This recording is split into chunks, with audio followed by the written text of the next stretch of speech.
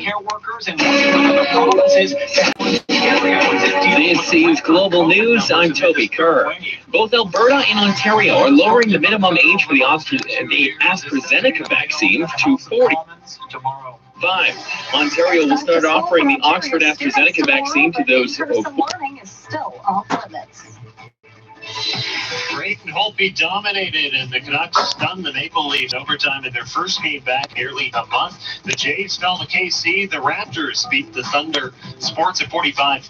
And coming up in business, work from home employees might push to keep that scenario. Government is stepping up its help to deal with the third wave of COVID-19. We are mobilizing federal healthcare workers from across government departments to deploy to the front lines in Ontario and specifically the GTA, where the situation is most critical. The feds say they will arrange and pay for healthcare workers to be brought into Ontario from any province that can spare them. The Prime Minister also said Ottawa would send more COVID-19 tests to Ontario, where the pandemic is at record highs.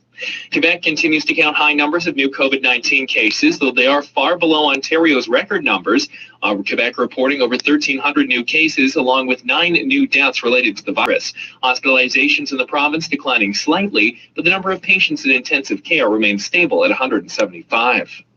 The Trudeau government is ready to deliver a crucial budget Monday. Finance Minister Chrystia Freeland will present the document to the House of Commons in the afternoon, more than 2 years after the Liberals' last such spending plan was unveiled. This was also before the pandemic started. While the Liberals have portrayed the budget as their vision for shaping Canada's economy for a post-pandemic world, they're also facing pressure to better support people and businesses now struggling with the third wave of the virus. The government will also need to reassure Canadians and credit rating agencies about the country's soaring debt. From the Global News Desk, I'm Toby Kerr.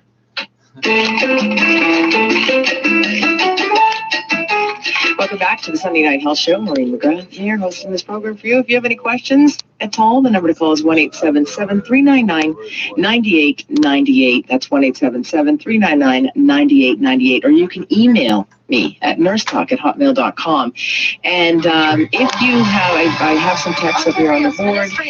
If you have sent me a link to something, just know that I can't actually open the link. So if you wouldn't mind. AstraZeneca vaccine. We're also just learning that Alberta Premier Jason Kenney has announced the same for his province today as well. 680's Tijuana Turner joins us with the details. The Ministry of Health says the decision was made based on the current supply of AstraZeneca vaccines, and the shots will be offered at pharmacies and in primary care settings. This comes following reports that several pharmacies across the province were unable to use up their supplies due to the 55 and older age restriction. However, Canada's Health Minister Patty Hajdu says that recommendation was made by the National Advisory Committee on Immunization, but Health Canada is recommending use for anyone over the age of 18. In fact, they are reviewing AstraZeneca advice now, and we'll have an update in the near future. But there is nothing stopping the province of Ontario for changing their advice for use to their physicians. Hajdu says the message is not just for Ontario, but all provinces and territories across the country. I'm Tijuana Turner. With over 2,100 people in hospital and 741 patients in the province's ICUs, Ontario is facing a crisis.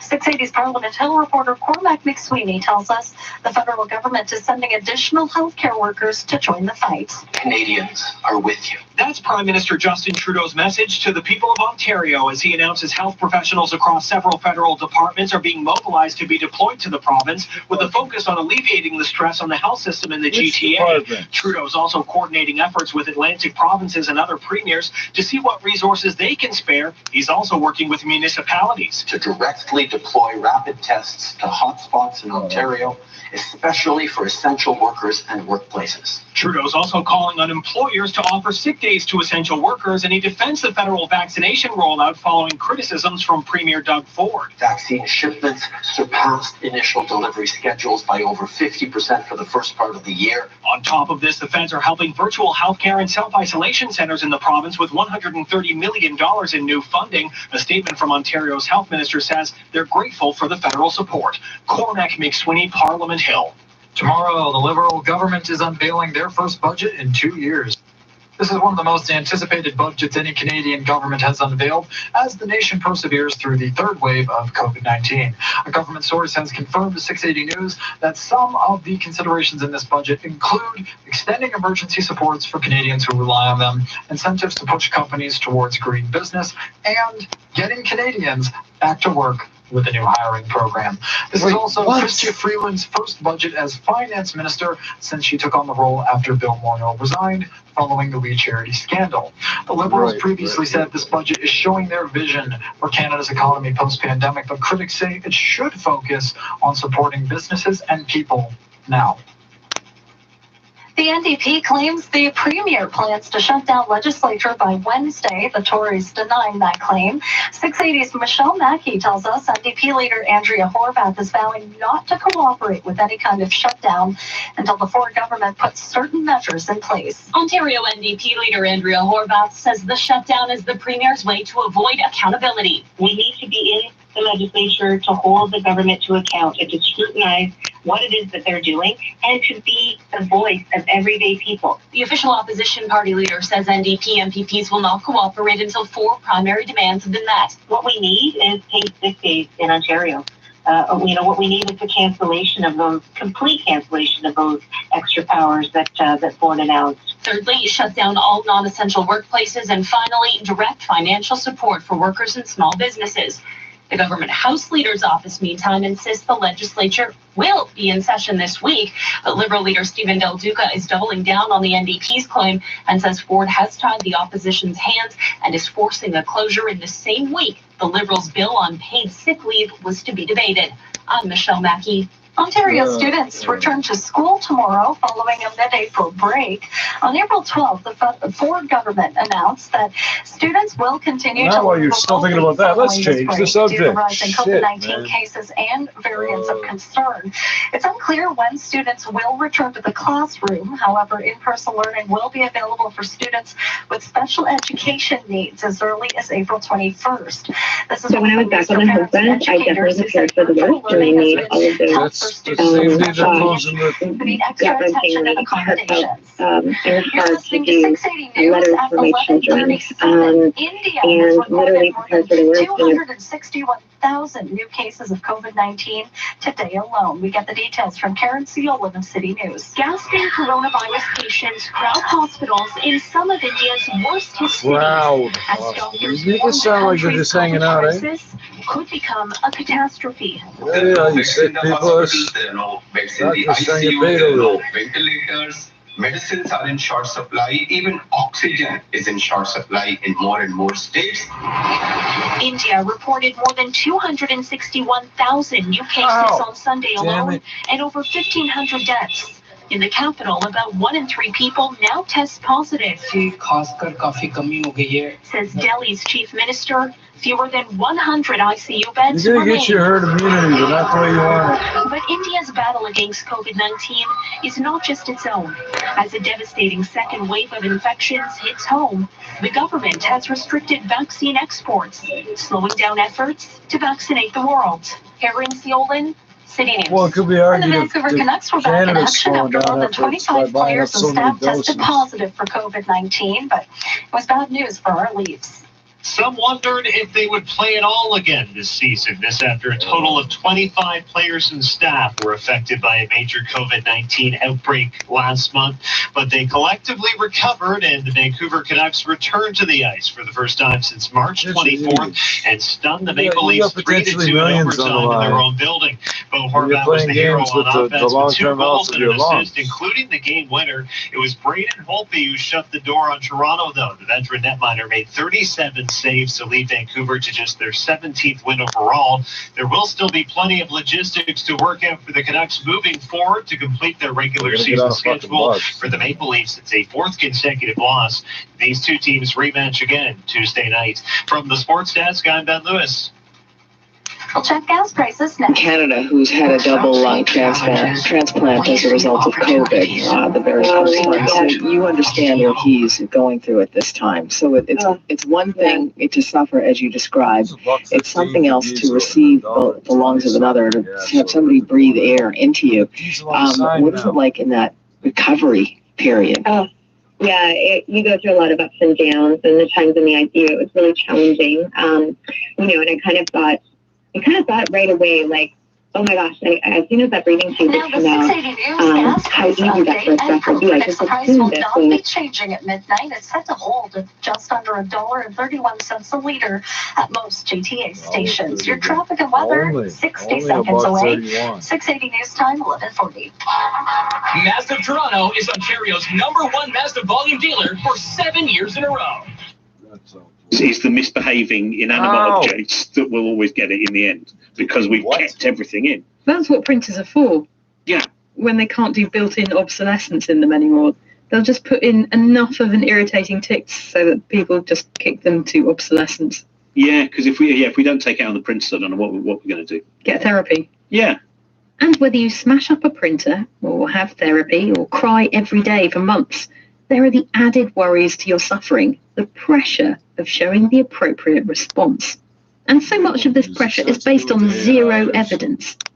Claire White has studied many people's experience of grief, and while it may be a spaghetti plate of emotions, she has noticed myriad of our problems at the hospital. No one knew what to do with me. And I had another miracle in 2017 where I just grew strong to this darn bug for reasons people can't really explain. And 6 weeks later, as soon as I'm out of the hospital, so eager for that calm after the storm, my husband chose to divorce. And I then faced a move, really dealing with my recovery, facing life as a single mom, and facing legal battles. And I assure you, despite it all, and despite the very obvious purpose, because as I was saying the story, you can see why the obvious purpose. And North Mississauga Road ramp to the westbound 401 shut down for maintenance. And then we have the westbound 407 ramp to the north 427 closed off. Eastbound 401, no access to the west 407 here as well. One transfer is closed approaching Nielsen from Express into the collectors. Open a CIBC Smart account to get $300 plus pay no monthly fee for up to 12 months. That's Everyday Smart from CIBC. Conditions apply. You're Learn going to more ask me to put online. money in first, like Next some report sort at of poker game 11:51 type thing. I'm forecast. not Here's doing Jason that. Fraser. Cloudy skies are expected for the rest of tonight. If you're heading outdoors, would highly recommend that you bring along an umbrella, as we could end up seeing a stray shower or even a thunderstorm developing, and a low temperature of 2 degrees. Tomorrow's going to be an interesting one, as we will end up seeing a mix of sun and clouds, but there is a slight chance for seeing either an afternoon or evening rain shower. We'll top out tomorrow near 16 degrees, and then we'll dip down to around 2 degrees. Our overnight low tonight, 2 degrees. No. Right now in You downtown said Toronto, 9 degrees with a few Wednesday clouds there's gonna over be at Pearson snow. Airport. Similar conditions and 7 degrees. A memorial service was held in central Nova Scotia today to honor the 22 people killed by a lone gunman 1 year ago. In a videotaped message, Prime Minister Justin Trudeau told the gathering at Trudeau's First United Church. Evolutionary response to preserve us and protect us. Oh, that's interesting. So what's that response? It starts with what we all learned about in school about the fight or flight response. We've covered the fight or flight response many times on Crowd Science, so regular listeners will know the drill. When your brain perceives a threat to your survival, it releases a flood of hormones that do things like increase your heart rate and breathing, alter your sleep, digestion, appetite, memory, and even weaken your immune system. It's normal for this state to last for anything from 2 minutes to 2 days after the threatening event. Fascinatingly and tragically, with grief, we can stay in this state for months. Scientists who study this, they can actually measure those hormones in people who are grieving not only weeks, but many, many months after loss. You can still see that there are clear... Guildhall Precious Metals will put you first with Guildhall.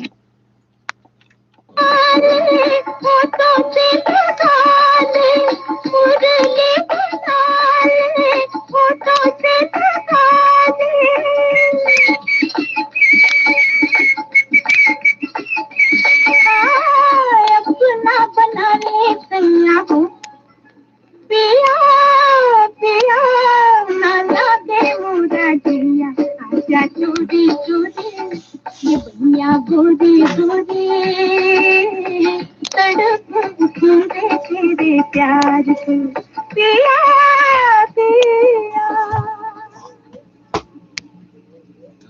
off for us? Damn it.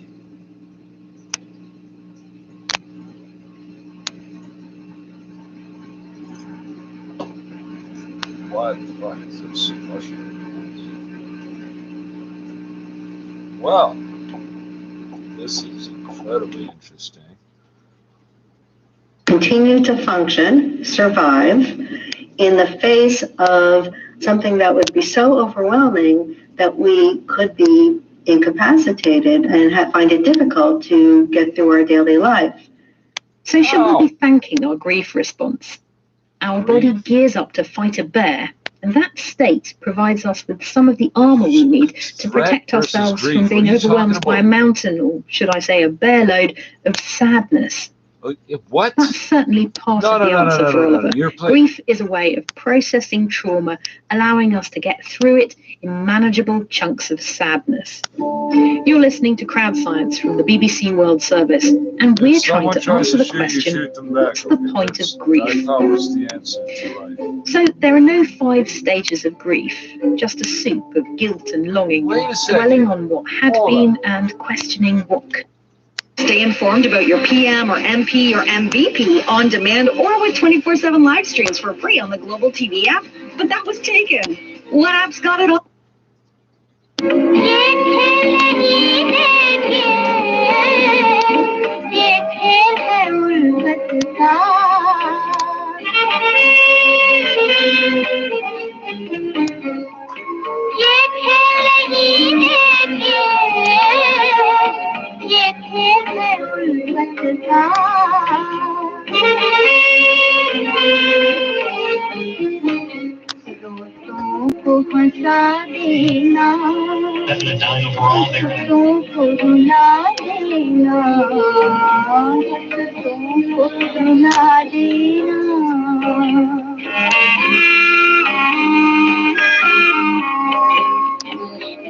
है बहुत मुश्किल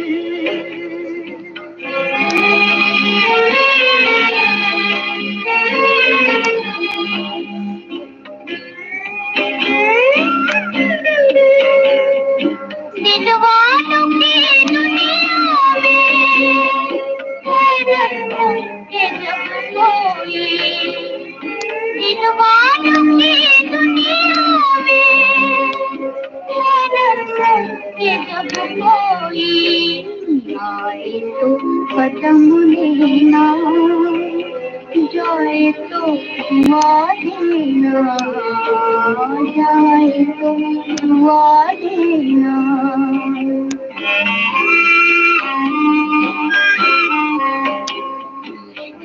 है बहुत मुश्किल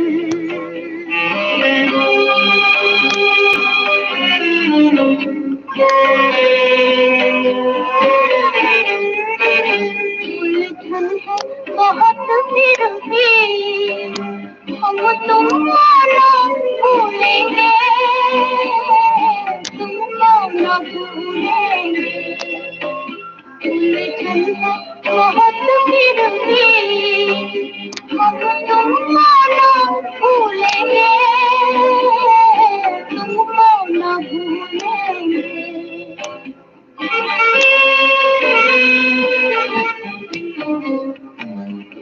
तो नहीं लेकिन तुम हमको भुला देना तुम हमको भुला देना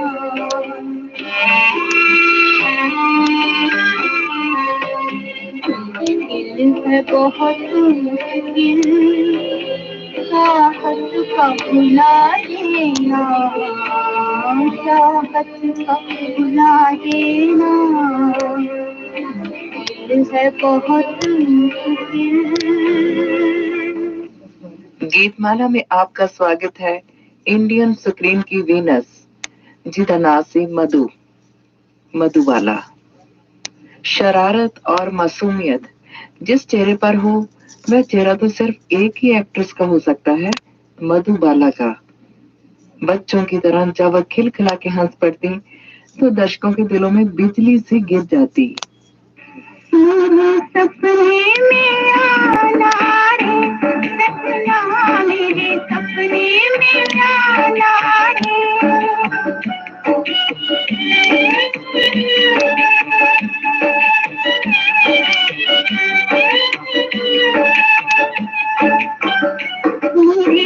सपने में आना है सजना मेरे सपने में आना है वो बात जरा मेरे कानों में फिर से कहना रे सपने में आना है सजना मेरे सपने में आना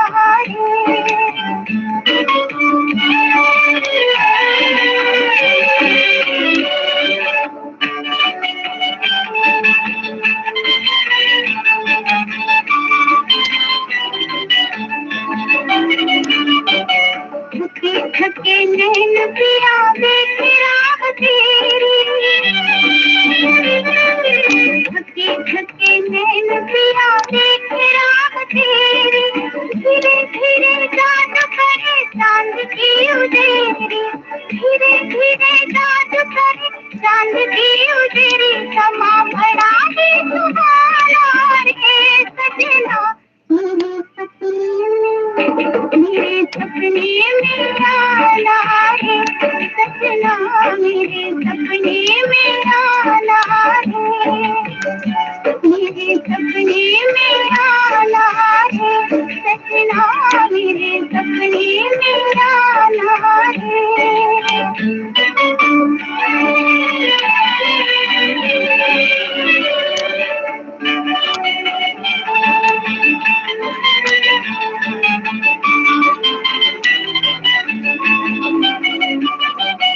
चोरी चोरी आके पिया बैठना सिरहाने चोरी चोरी आके पिया बैठना सिरहाने जान के मैं चुप रहूंगी नींद के बहाने जान के मैं चुप रहूंगी नींद के बहाने मुझे तेरे से जगाना रे सजना मेरे सपने में आना है सजना मेरे सपने में आना है वो बात जरा मेरे कानों में फिर से कहना रे मेरे सपने में आना है सजना मेरे सपने में आना है मेरे सपने में आना है सजना मेरे सपने में आना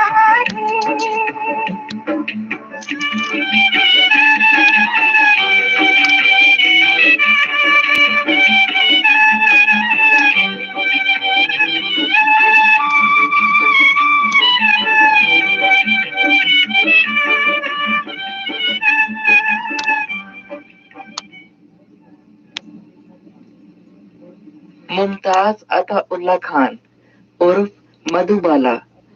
इनका जन्म हुआ दिल्ली में, पर जैसे ही वह मुंबई आई, पहली बार उन्होंने मुमताज के रूप में कैमरा फेस किया केदार शर्मा की फिल्म नील कमल से, और शोहरत पाई फिल्म महल, दुलारी और तराना जैसी फिल्मों से।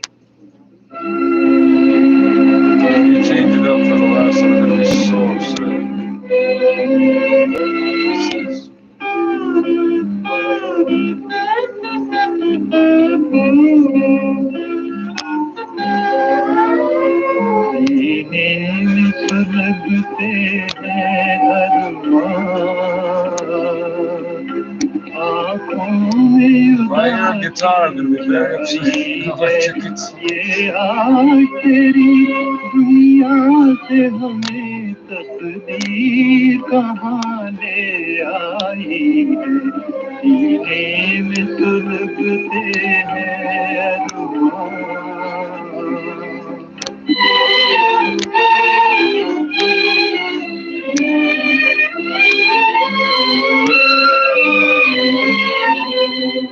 कुछ आँखों में आंसू बाकी है जो मेरे गम के साथी है जो मेरे गम के साथी है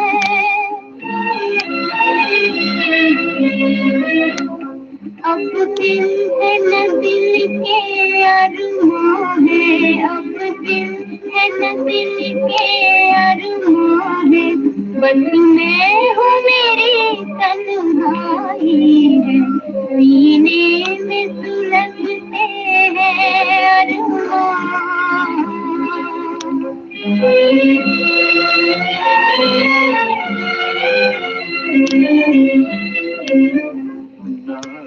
तुझसे गिला कोई हमको ना कोई शिकायत दुनिया से दो चार कदम जब मंजिल थी दो चार कदम जब मंजिल थी किस्मत ने ठोकर खाई है सीने में सुलगते हैं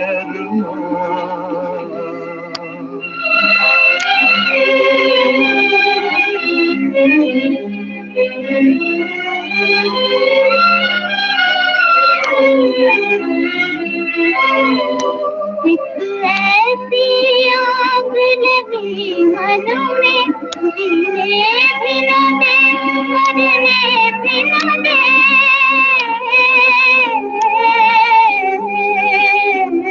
चुप तो कलेजा जलता है चुप तो कलेजा जलता है बोलूं तो तेरी रुसवाई है सीने में सुलगते हैं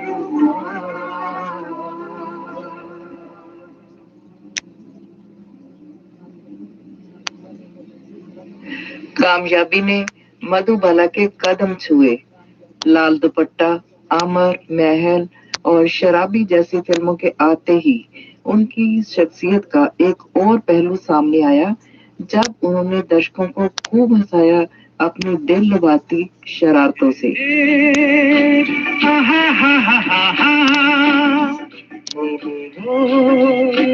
ला ला ला ला ला ला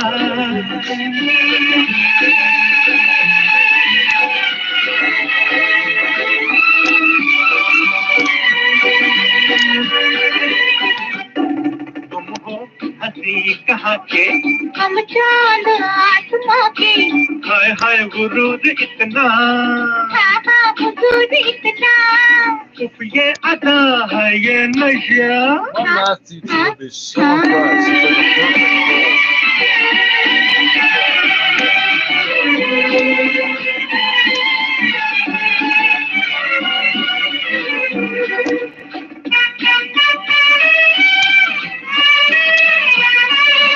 करते हो बात भर भर के दिन जो शबाब के ठहरे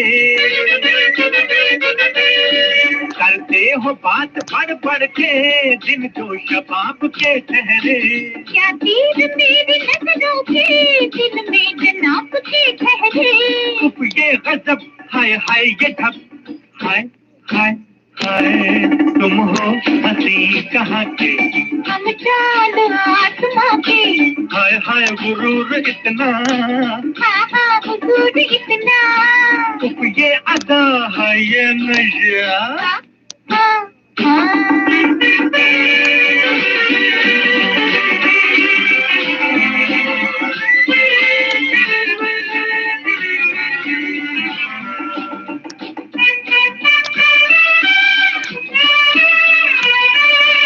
ओए ओए ये चाल का जादू डर है जमीन फट जाए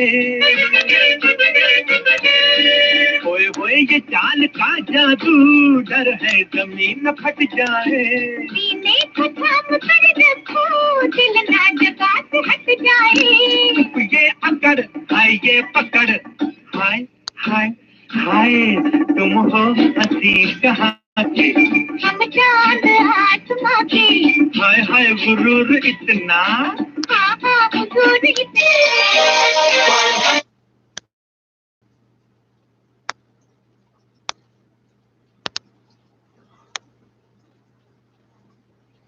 Well, why it cut out completely? That's odd. It's not 100.7. That's 15. Oh, come on. Oh, they went to dead air earlier too, didn't they?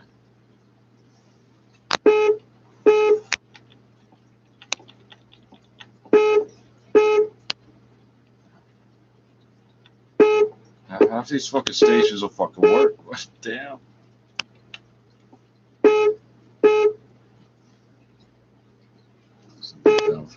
Boas abertas, o vento a soprar fraco. A esta hora, Porto, Lisboa e Faro estão com 14 graus, Ponta Delgada com 15 e o Funchal com 17.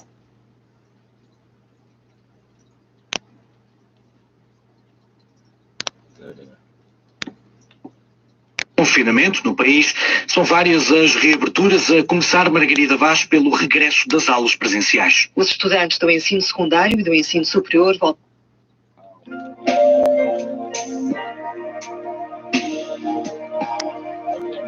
Serve, we love. Oh, wow.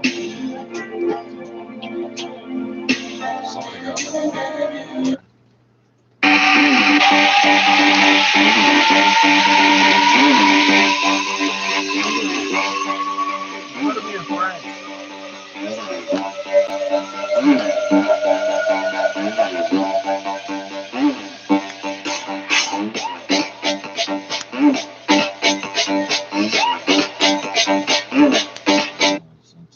Madeleine, Sobreviver na América, estreia na reabertura das salas de todo o país.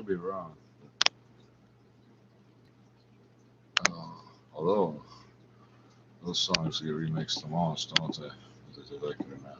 Virus and its variants. David Bowles, Global News. Federal cabinet ministers are saying their departments in some Canadian provinces are working to send healthcare workers and equipment to help Ontario as it battles record-breaking COVID-19 numbers. Health Minister Patty Hajdu says she's already spoken to Ontario Health Minister Christine Elliott about a plan of action. To support the province by deploying rapid tests to municipalities so that they can be used more quickly and more with more speed and agility in workplaces to help bring down cases that are related to workplace infections.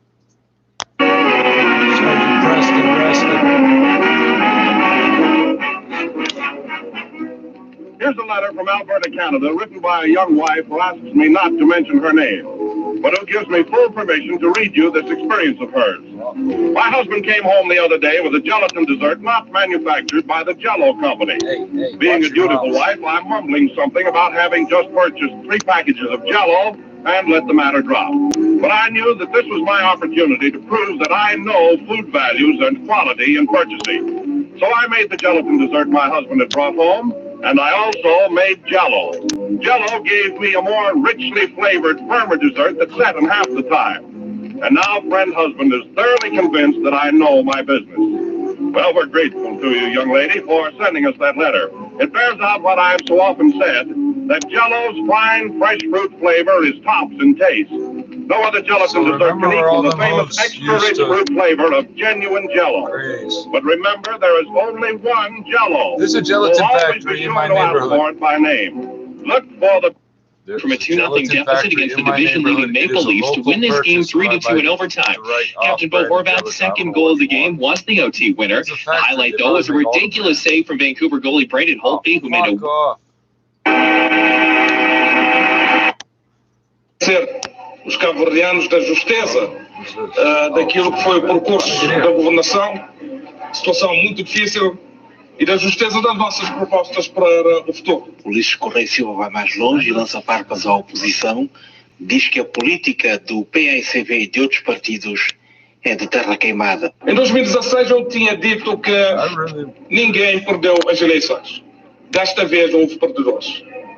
Houve perdedores relativamente àqueles que fizeram da política a forma de ataque, não ao governo nem ao MPD, mas ataque ao país. Política de terra queimada, uma posição pouco contributiva, negacionista, pouco positiva, aliás, muito negativa, trouxe muito pouco para o país. Ulisses Correia Silva prometeu também no discurso de vitória acabar com o desemprego em 5 anos, reduzir a dívida pública e reforçar a segurança em todo o território nacional aqui em Cabo Verde. Vitória de Ulisses Correia. Playing the B on my violin. at some point I later, have a question about the virus. My niece, who's 27, is a COVID ICU nurse in Detroit and contracted the B117 variant. Her husband and little boy, who is 2, also got sick, and they have been very sick. The little guy had a flare-up again after over a week. High fever, horrible cough, and lethargy. This virus is terrifying, and for anyone who thinks it's a hoax, they are so wrong. My question is that once someone has contracted the virus, can they catch it again? You know, there seems to be a lot of misconceptions around this question. While the CDC has said that cases of reinfection have been reported but are rare, it doesn't mean you are totally in the clear should you contract COVID-19. So the answer is it's rare, but you certainly can get it. If the little guy was sick, that it flared up again after a week, it may be that's still that same illness or still that same incidence of the illness. Anyway, great question. Thank you very much. Did you know that 1 in 6 Canadians suffer from fertility? And it's heartbreaking, and even more heartbreaking in a pandemic. My next guest is a reproductive endocrinologist at Olive Fertility Center in Vancouver, British Columbia. She's also a clinical professor at the University of British Columbia. Her special interest includes egg freezing and the impact of aging on fertility treatment. She has co-authored a guideline for fertility preservation in reproductively aged women. She is Dr. Neve Talon, and she joins me on the line. Good evening, Dr. Talon. Good evening, Maureen. How are you? I'm fine, thank you. How are you? Good. Thanks for having me. Thank you for joining me on the program on this gorgeous, hot, sunny day. I got a little burnt paddleboarding out there today, but anyway, that's another segment.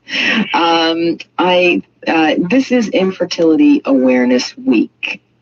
Is it not? And it's the time to raise awareness about this heartbreaking issue in medical, often associated with a number of different medical conditions for many people. It is Infertility Awareness Week, all week long, and I guess the whole point is to raise awareness.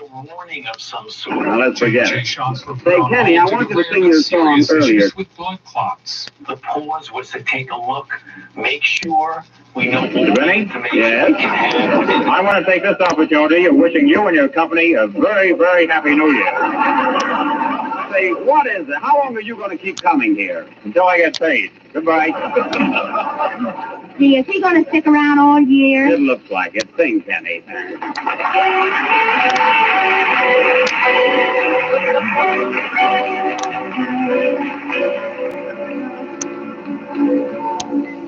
There's a little old church that's covered with moss where I held your hand. During COVID, which is an altogether different thing. To gaze at the cross and you would have to be 100 for this song to.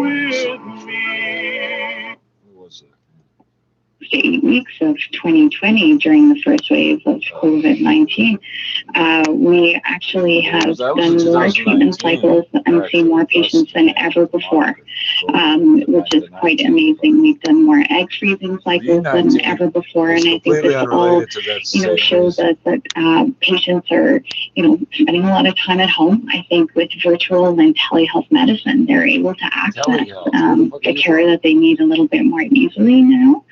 And, you look at the focus when you're at home without the ability of travel and, work outside. Your life becomes refined to understanding what it is you really want. And I think that's been a massive motivation for people to prioritize fertility care over the past year. And you mentioned egg freezing, that's up as well? Absolutely. We did almost 168 cycles last year of egg freezing, which is an astounding number. And again, these are women that are single primarily. They may be in a relationship. There's some other situations whereby, we may freeze eggs for a woman who's in a partnership, and perhaps there's cross-border issues. Their partner is living in an international country, and given COVID, they're not able to travel and be together to attempt pregnancy.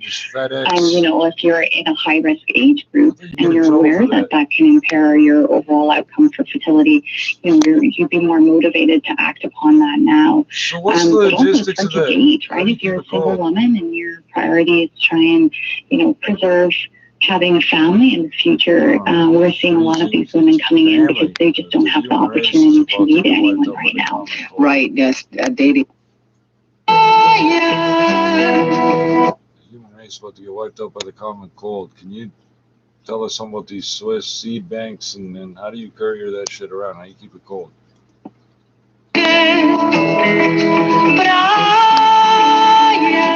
They put it in little tiny glass bottles. I never wanted to end. If I had my way, I would never leave. That is a French station. That wasn't supposed to happen. I'm very sorry. Prize, a guest star who needs no introduction. Where's Rochester? No doubt most of you have read about the recent Open Golf Tournament held right here in Los Angeles at Griffith Park. This tournament was won by Mr. Harry Cooper, whose sensational last-minute spurt will go down in golf history. His playing throughout the entire match was nothing short of phenomenal. And yet Mr. Cooper remains the same modest, unassuming fellow he has always been. And so now, ladies and gentlemen, without further ado, it is my pleasure to present to you the man who was hit in the face with a divot, dug up by the club, held in the hands of Harry Cooper. None other than Mr. Oscar T. Fortu. Drive the prohibition.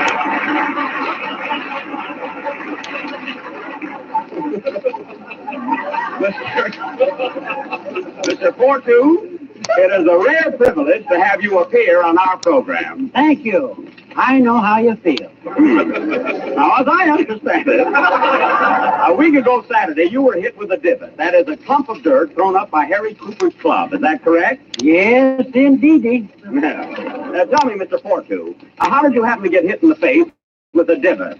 I forgot to pivot. Well, I can hardly believe it. Would you mind telling me exactly how and where you were hit, if you be so kindly? Yes. Well, I was standing in the fairway facing Mr. Cooper. I see. Oh, and when he struck the ball, he dug up some turf which cost me kerplunk in the kitchen. Oh, yeah. In fact, some of the dirt went in my nostrils and some of it went in my mouth. Well, and what did you say when that happened? I've got you under my skin. Well, you showed great presence of mind. Yes, indeedy. What's he saying? Freezing thing again? Because that's too damn dry. For women and for their fertility journeys. Yes, and absolutely. There's two aspects to the fertility journey, of course, the female component and the male component. And so what it can help to do is to increase blood flow, can help to regulate women's menstrual cycles if they're trying to conceive naturally and there's any. Wait a second, you're in the egg freezing business. Abraço ouvinte que nos manda mensagem desde Cardiff. Nossa,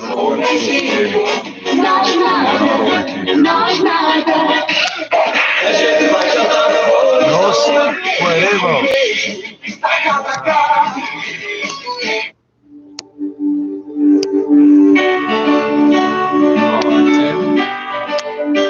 I want to have those other 6 songs. Gotta be kidding. Helen, before we share All the your foreign patient's music story, sounds westernized. we are trying for a second child and would love to hear more about secondary infertility as we are struggling to have a second child after our first one came so easily. Dr. Talon? Yeah, this is a really common scenario, and I think one that is not out enough. And I think it's easy for some to think, you're looking to have one, whereas many of us out there may feel that, our idea of a family is what's actually desired and held as a really important feature. Most Canadians, when you ask them what they want in terms of building a family,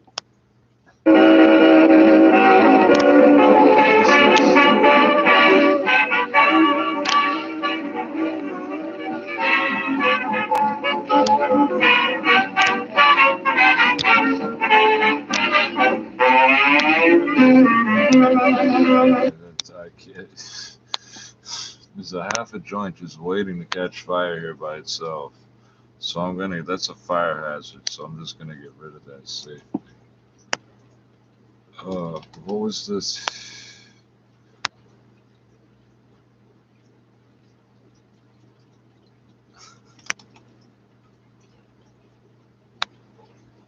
Oh, we made CNN. We made CNN. What is this? Canada's healthcare workers brace for the painful blow of a punishing third wave. CNN 13 hours ago. Sunday? We made CNN lunchtime on a Sunday. That's not good. I don't know which documentary this is. This is Beijing ban on Oscar-nominated documentary has raised its profile. Oh, okay, so you just sort of played along. Thank you. The Guardian. This link here. 21-year-old experiences heart failure after drinking 4 energy drinks a day for 2 years. Case study. And then, in complete contrast to what this radio station's saying, surprise conception. UK woman conceives second child while ... And then you fill in the blank of what. Addicted to crack, running a big tech company. What did you do? Serving in Iraq? Something. There's got to be like a story that. Because there was space for 2 more lines of text.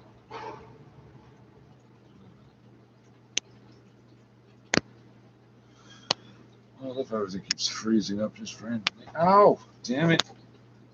Ow!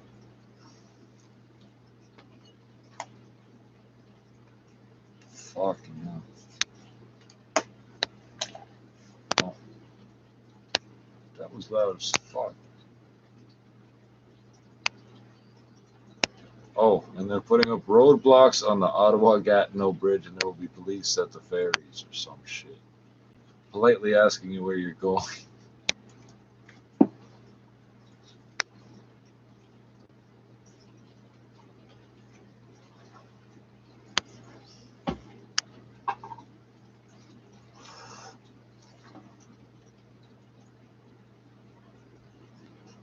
Holy shit! Is there a reason this has to take like can you not? If people are gonna harass us, can they not get faster software or something?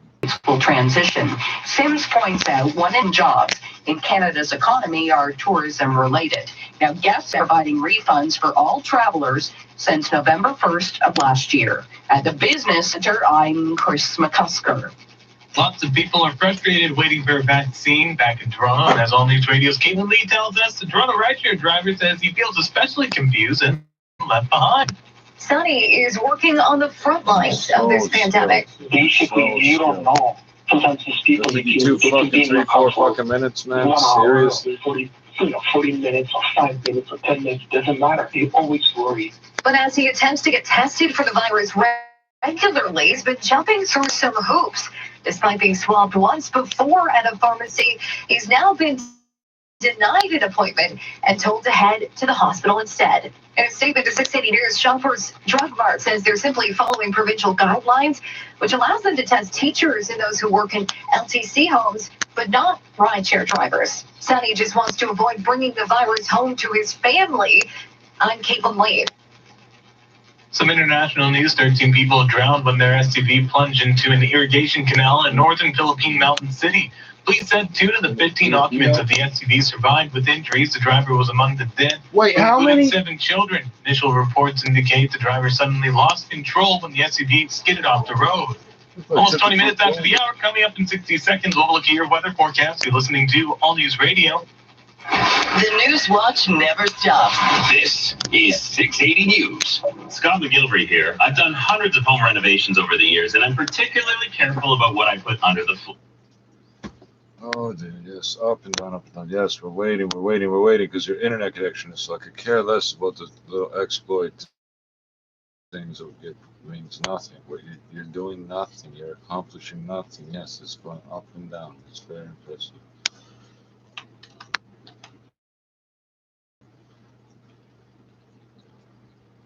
So as soon as I light this, either right when I light it or once it's about 2 drags left, we're gonna lose audio. Yes, show me my eyes closed and freeze it up for 2.5 minutes. Your software sees you don't seem to understand how this malware works. It works both ways, man.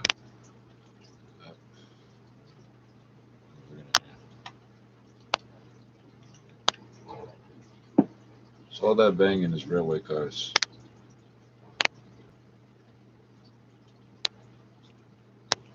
It's like wind chimes.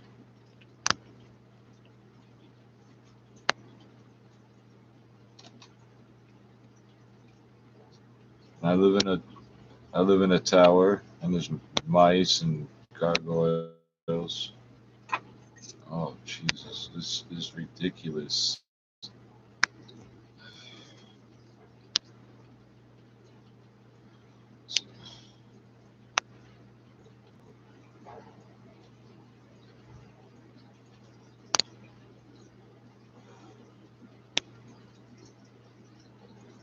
Oh, what the fuck's sakes. As soon as I get it lit, we're gonna lose audio, so.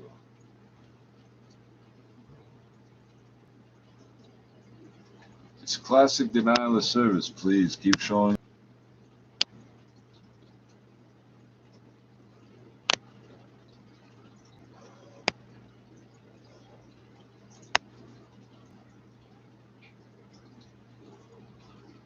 So we've spent about 10 minutes looking at this screen just freeze up, and then like a slideshow. It's edited photos of me. It's ridiculous.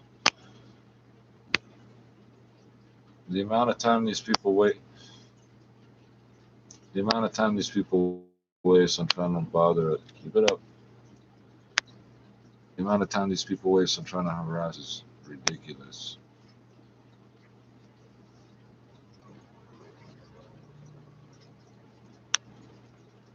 Oh, wow, this is so interesting, waiting for Chomo's fucking exploit way to work back and forth. That's wonderful. Can you get like a proper internet connection to make this whole process faster, man? Like, seriously.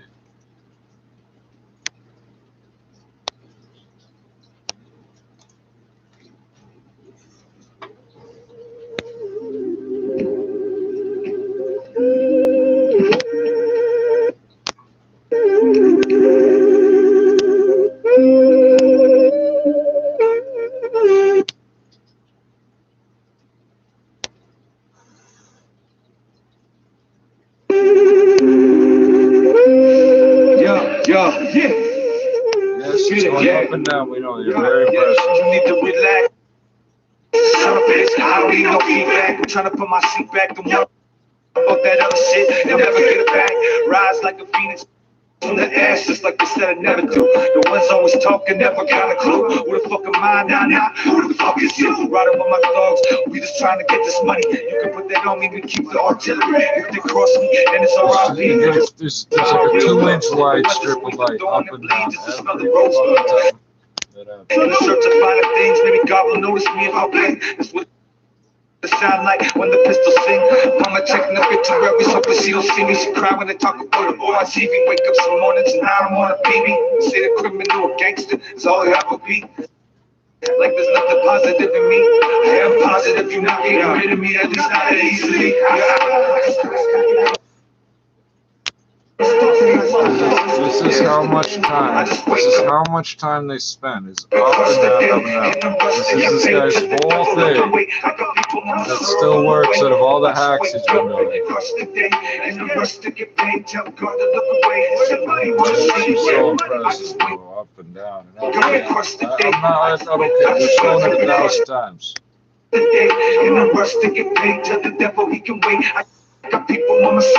Classic denial of service.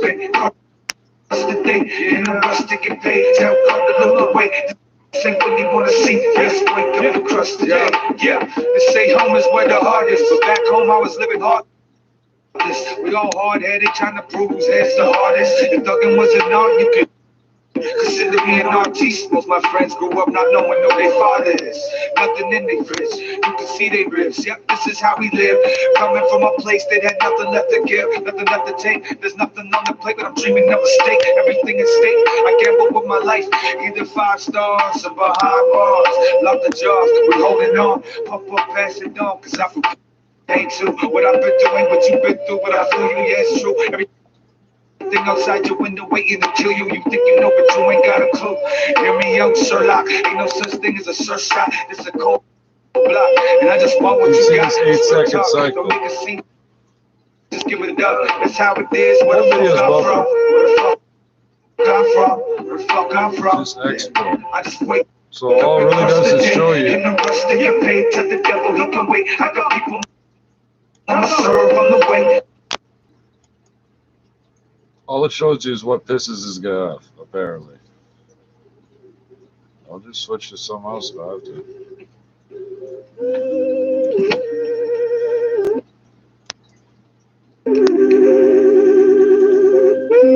Jesus.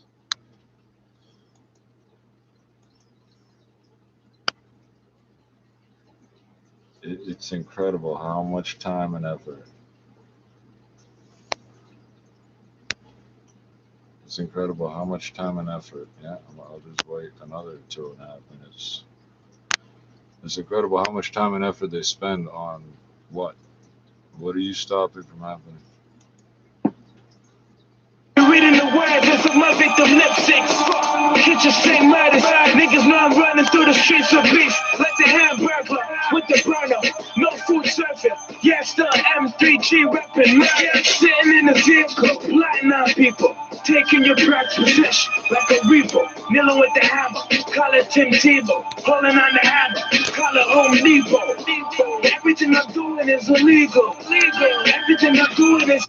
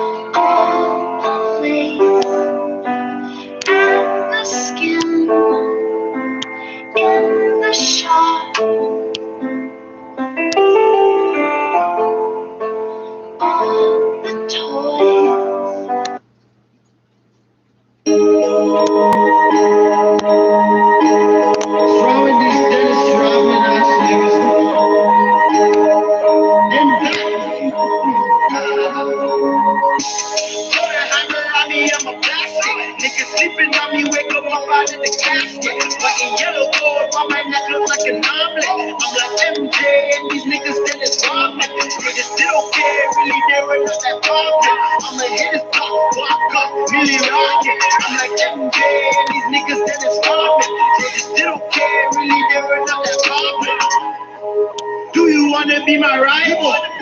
My only competition is my idol. I'm killing them, these niggas suicidal. I live the double life, busting guns and reading Bible. For the virus.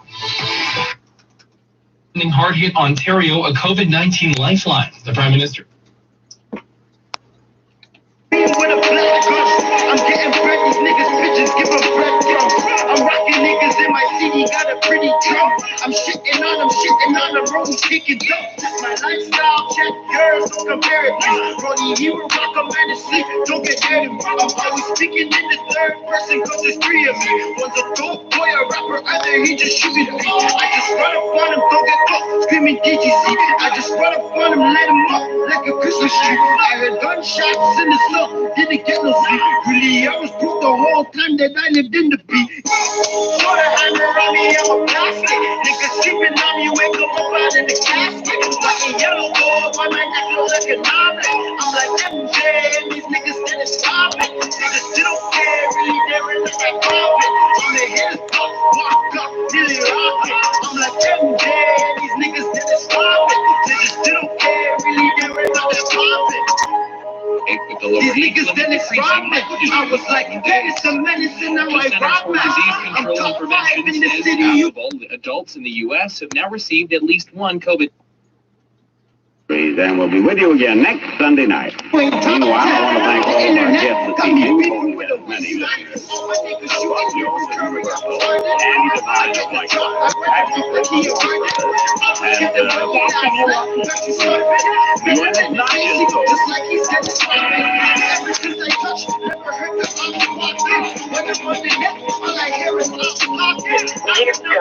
Aqui o distrito de Santarém, que eu não sei se fizeram mais distritos, vieram professoras, foi durante uns meses, ensinar tudo o que é preciso fazer numa casa. Todas as boas maneiras, a comida, toda a espécie de rendas, bordades, porque nós no campo só trabalhávamos no campo. Eu, por acaso, sabia fazer porque tinha estado em casas e aprendi. Decades coaching global executives, medical professionals, patients, and business owners for research in business and wellness will fuel your passion to redefine your life. And it's Yukon King, Swift. A fazer comida, fazer uma cama como deve ser, pôr uma mesa, aquelas etiquetas que pôr a mesa como deve ser. E aí só fui uma vez, mas e as outras vezes fui muito pouquinho, porque adoeci, tive muito mal. Mas ainda assisti depois houve uma peça de teatro, conforme ia passando o tempo, íamos bordando, costurando. She's gonna go for another 2 minutes.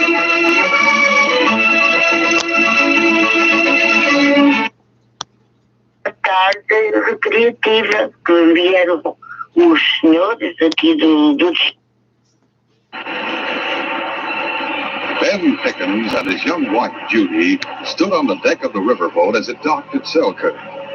They had their carpet bags beside them, and were waiting impatiently for the gangplank to be put in place so they might go ashore. Gosh, Judy, just think.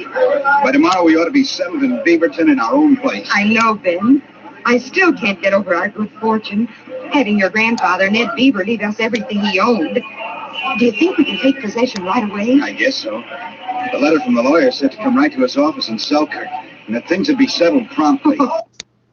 Para fazer a respectiva inauguração. E foi nos conselhos, alguns não aderiram, e depois, entretanto, para o povo ver que aquilo era bom, mas os meus pais não queriam deixar nem por nada. E então o pároco daqui, que era uma pessoa muito moderna para aquele tempo, lá convenceu o meu pai a deixar-me ir. E depois as pessoas então aderiram a inscreverem-se e daí se fundou a Segurança Social. Ora, a Rosa, e a forma como as coisas todas mudam. Está a Rosa a dizer-me que um curso de etiqueta na sua altura era uma coisa muito à frente e que os pais não queriam deixar que a Rosa o frequentasse. Como as coisas mudaram? Estamos a falar de quê? De há 60 anos? 60, 70? Foi no ano... foi no ano de 1967 que foram para lá, talvez em janeiro, e muito poucos aderiram. I think there's fear of the unknown. A lot of people are used to being very independent, coming and going as they please. You know, some people don't believe in all of this. Like, there's just such a mismatch. It is chaotic. Way more dependent on other people. You're right. You're right. And there's people coming at it from all different angles, you know, like if you were a wheel, there's people coming from all different trajectories. But the biggest thing is individually, no matter what all the news is and what we're going through in our own lives with either crazy time with our spouses or crazy time at work or with our workmates, everybody's got to find that center. And built other cabins in the store. They were well to us too? Yes, yes. But when I went up there, right after I sent you a letter, I found the settlement deserted. Deserted? Yes. It seems the mine had given out. It took all the money Mr. Beaver had in the bank to pay off the men. The miners left, and others who had gone up there hoping to find gold because the mine being there also pulled up stakes and went elsewhere. What you're trying to tell us is that we've inherited nothing but a deserted settlement. Is that it? That's it, then.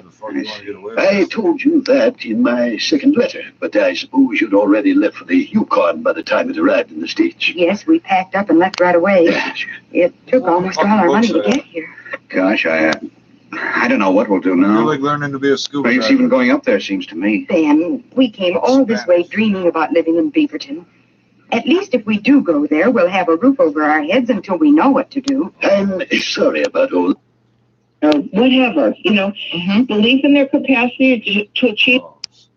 É uma das propostas há muitos anos de Roberto Carlos. Daqui a pouco vamos até a França. Vivo condenado a fazer o que não quero. Tão bem comportado, às vezes eu me desespero. Se faço alguma coisa, sempre alguém vem me dizer que isso ou aquilo não se deve fazer. Testam meus botões, já não sei mais o que é certo. E como vou saber o que devo fazer? Que culpa tenho eu? Me diga, amigo meu. Será que tudo que eu gosto é ilegal, é imoral ou engorda? Anos 60 e era dos clássicos, dos temas. Kirk, a rough-looking man, stood just inside the door, glancing over the crowd. Then he headed for a table where a sharp-featured man sat alone. Hi, Greg. I thought I'd find you here. Well, what about it? Did you get the supplies at the trading post? I got the supplies all right. All packed and ready. I heard something up the street you ought to know, Greg. Look, Sam, if you know something, let me hear it and stop him. Old man Beaver's grandson and his wife arrived in town today. What? And they're going to Beaverton in the morning to stay a while. Oh, mackerel. I knew Beaver made a will leaving things to a grandson in the States. But I made it a point to talk to Beaver's lawyer a month ago. And he said... ...to a free hour where we explore all these ideas of how to build self-efficacy. Now, how about people who are facing mental health issues, who have a clinical depression or severe anxiety? Do you have any recommendations? Came up with his own idea. Joining us now is local journalist Gail Borgia. Gail, welcome to the programme. Talk us through what the situation is there on the ground right now. The situation is very, very difficult. Hospitals are overcrowded. The government had to close schools, and they are using right now high schools they transformed high schools in hospital to greet more patients. There is also a lack of oxygen, a lack of medicines. So patients or family patients have to queue to find oxygens. They have to find medicines on Facebook. For example, you have people who sell medicines on Facebook. So the situation is, I would say, out of control at the moment. And tell me about the South African variant then. It's already on the island. What effect is it having? The South African variant is much more dangerous and fatal. What I've been told is that by doctors is that it attacks the heart and lungs, and it clogs arteries, and it can kill you within 24 hours if you are not immediately hospitalized and given blood thinners. So we are struggling at the moment with this variant. Let's talk about your president then, who we remember last summer was came up with his own locally made herbal infusion as a cure. Now, of course, he has since backtracked on that. What is the feeling, though, amongst the population now they see the virus within their communities having such a devastating effect? What is the feeling of people towards him now? It's very. I think people are a bit disappointed, and they've seen that the COVID organics, the traditional remedy of the president, hasn't really worked. But I mean, people are used to buy traditional medicines, herbal medicines. So it's in the culture here. So they are not really against the initiative of the president. They just realize that it doesn't really work. And now there's a traditional doctor, a private doctor, who invented a new herbal remedy, and people think it works. So you have people queuing to buy this new remedy. And yesterday, the president talked on television, and he talked about this remedy, saying it might work. And he said that the government is going to test this remedy, and if it works, the government is going to help this private doctor to distribute the remedy. So goodness in the culture, so not really much progress made since last summer. If he's still putting out that message, the good news is, I suppose, that the country in the last week has joined the COVAX program, which is a program to get vaccines out to poorer countries around the world, countries that don't have the access to vaccination programs that wealthier countries do. How soon might you see vaccines in Madagascar? I guess. I talked to the Minister of Health, and he said that the vaccine should arrive in July. So basically, the government needs to find other solutions for the moment to cure the patients. And also, the president is not really pro-vaccine, so he didn't really talk about the COVAX facility program yesterday on television. So he said, we are thinking about it. We are talking with the scientists in the country. So he didn't officially said we're gonna have the vaccine in July and we're in the COVAX facility. So the Minister of Health told me that, but it's not really. They are not really proud about it. Okay, nothing signed off as yet. Gail, thank you so much for the update. Gail Bourget, she's a local journalist in Madagascar. 16 minutes to the hour. Let's talk about dramatic events in Cuba. The Congress of the party entering its fourth and final day today. And of course, the main business has been the stepping down as first secretary of the Communist Party of Raul Castro. Now, coming obviously after his brother Fidel, it ends nearly 6 decades of the family at the top of power. Fidel died in 2016. Raul is going to yield power to a new generation, the post-revolution generation, because of course the Castro brothers were there. They came ashore in the first wave. They fought their extraordinary battle, their insurgency battle along the island, and took power. So Miguel Diaz-Canel is going to be the president. He's only going to be 60 as well. Arturo Lopez Levy teaches politics and international relations at Holy Names University in Oakland in California and joins us now. Is this, in terms of, I mean, it is actually an astonishing change, moving from one generation to another, the change of the Castro name and so on. How well is this being managed on the? Is it going to be seamless? Will people notice this difference? I think that people will notice the difference because we are witnessing a change of style of leadership.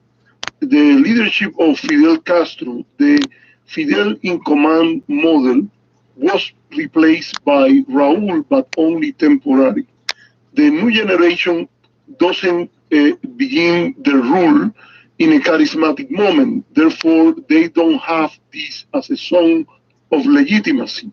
So they are forced to achieve some type of legitimacy by performance, and there will be a more, or in fact, it already began, a more institutional type of leadership and a culture around the core leader, in this case, Miguel Diaz-Canel, that it is one more of a primus inter pares, a first among equals, and not with the devotion, the revolutionary devotion that was typical when Fidel Castro and Raúl Castro, the founders of the CCP, the Cuban Communist Party, and the armed forces were in control. Now, if their legitimacy depends on effective government, they're going to be in trouble, to be frank, aren't they? Because they're not doing that well. I mean, Raúl tried to liberalize the economy fairly successfully, bit by bit, but constant trouble of relations with America, and particularly with Donald Trump as well. Are they effective enough as a government to maintain the approval and the consensus of the people? Well, I would say first, you don't beat something with nothing.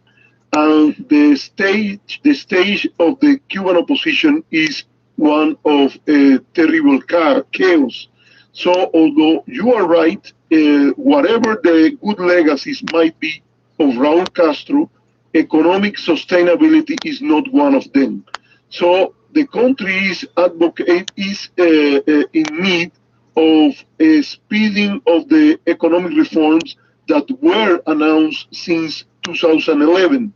I think that we might enter into a process of this kind, but the success or not of such process, it is difficult to anticipate from now. A big element in this issue, it is the relationship with the United States. Yeah, I was going to ask about that because that's a crucial point, isn't it? If there is engagement from the Biden administration, as there was initially under Obama as well, does engagement cement the Communist Party's power or move the Communist Party more in a direction that America would like? It's a bit of a puzzle to me. I think it's, as you said, it's a puzzle. The first thing is that the Congress does not agree on a dismantlement of the communist system. Well, the program is basically an economic reform that it is clear that it will deepen in the next years, particularly after overcome the healthcare challenge of COVID. But the communist system as a total monopoly of political power by the party is gonna stay. Yeah. The thing about Biden is he has the opportunity to create a more friendly international environment toward reforms, and although not in the short term, but in the long term, it is very difficult that in a Western country like Cuba is so close to the United States, you can carry on a process such as an economic reform, Vietnam or Chinese style, and do not engage in serious political reforms. That's an interesting point of comparison, isn't it? Vietnam and China. Cuba, where will it go next? Arturo Lopez Levy of Holy Names University in Oakland, California. Thank you. Let's get you updated on plans for that new European Super League now, and the rest of the sports news. Here's James Grigg. Thanks, Clay. Yes, it's dominating all the sports pages and all the newspapers around the world, actually. This. Anything's better than Those diet for my husband. Sure. Is it in losing weight? Is he motivated or? He's motivated. Oh, that's great. Do you want to actually email me at nursetalk@hotmail.com and I'll send it along?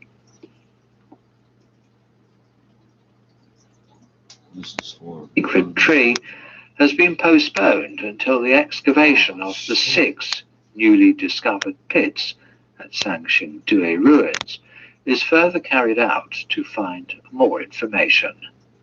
Once fully assembled, the sacred tree will be exhibited together with the #1 bronze sacred tree, one of the key highlights at the Sangxingdui Museum, to showcase the religious beliefs and remarkable artistic creativity of people in ancient times.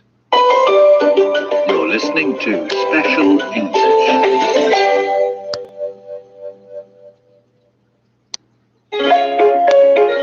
Are you one of the many looking to improve your English language skills by watching films or TV shows that feel it's too fast or get lost in the words? Well, slow things down with Special English, where you can polish your reading, listening, and pronunciation at your own pace.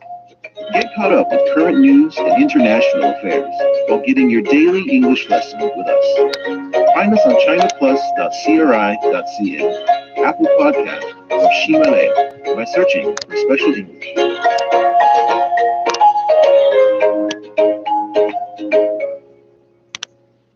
That is the end of this edition of Special English. To recap, I'm going to read one of the news items again at normal speed.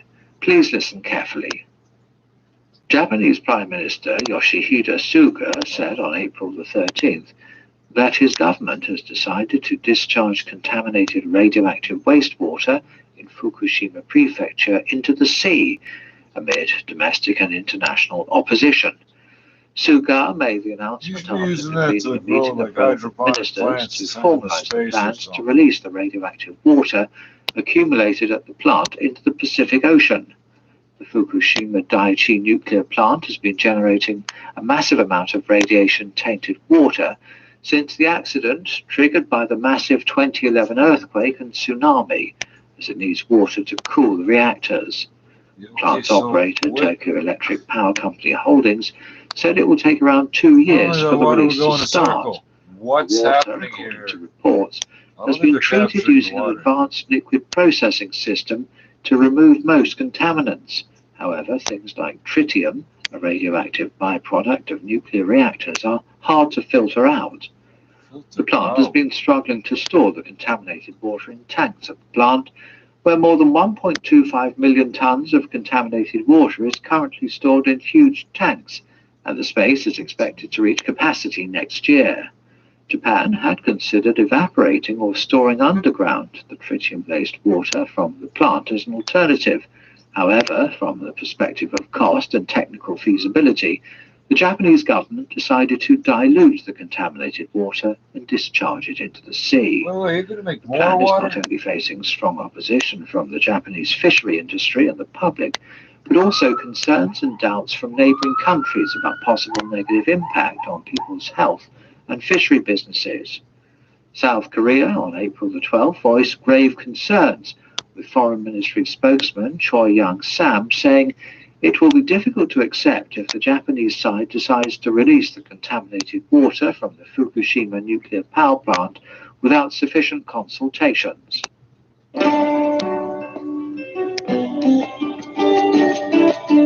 That is the end of today's programme. I hope you'll join us every day to learn English at a slower pace.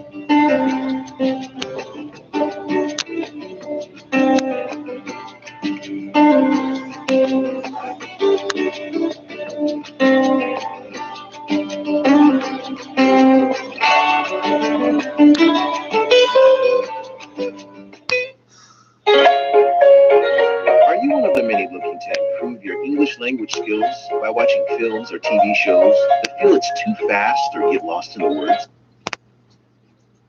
Sure, of course. But I remember the circumstances of the Beaverton mine's closing.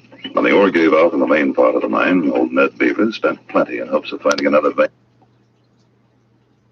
CFTA wants to deal with, reducing tariffs on goods traded among African nations. So if you look at some of the tariffs that we've had on tea from East Africa would be a lot higher than tea from China. With the AFCFTA, we're going to be reducing those tariffs to boost intra-African trade. Secondly is issues that are not tariff issues, issues of corruption, issues that deal with how long it takes to cross a border, issues of standards associated with a product. When you look at European markets, they are a lot more profitable, they are a lot more liquid. Countries would rather trade with Europeans versus with Africans, because the price you would fetch in Africa would be lower than the price you would fetch in Europe. And thus before the challenge that no one was expecting, coronavirus. What impact has that had? So the pandemic has affected the entire global supply chain, and we saw that for a couple of months last year. Very important to get the right education around that. Anyway, looks like we are out of time. I want to thank and many businesses to think about starting to produce some of those things here, to think about adding value to our raw material that we've been sending outside the continent for processing, thinking more proactively about industrialization in the continent.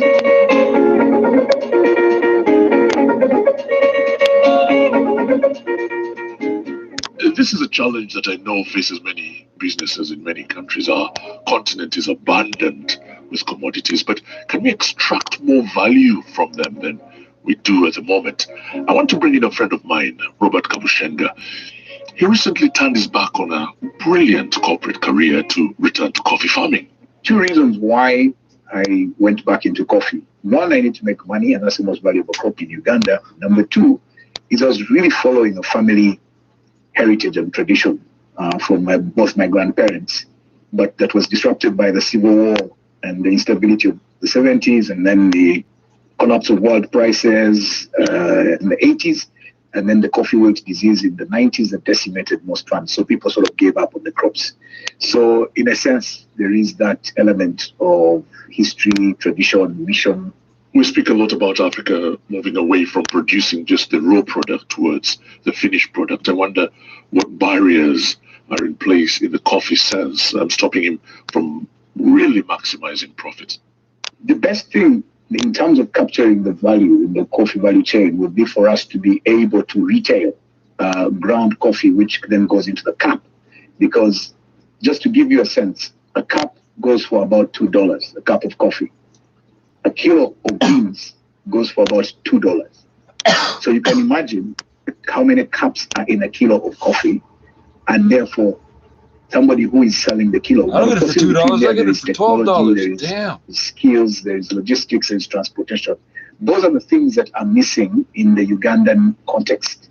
You're not going to brew a cup of coffee for me in Uganda and ship it to me. So coffee makers like Robert are stuck between a rock and a hard place. And the shortage of skills and industry in delivering the coffee bean to the cup that would allow Ugandans the price to we make pay keeps more going profit. up. The price they get paid keeps going down. Into new markets.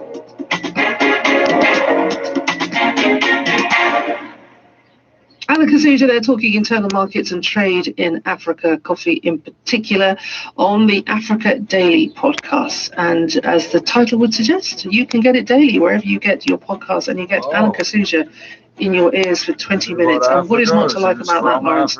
Every single day. He accompanies me on my dog walk. It's a fantastic listen. Do dip in if you can. Newsday BBC World Service.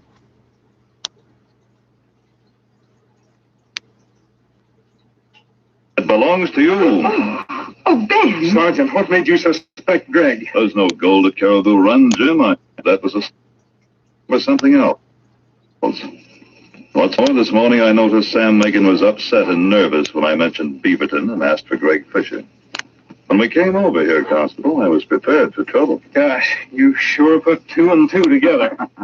He sure brought us two together anyhow. Oh, honey, I bet from now on this won't be a deserted settlement. Simply go wrong. All new Sundays on HGTV. Also available on Stack TV. Since the dawn of time, humans have been pursuing food. First in open plains and lush forests, and later in the crowded aisles of grocery stores. Today, that pursuit is over. With good food, you can get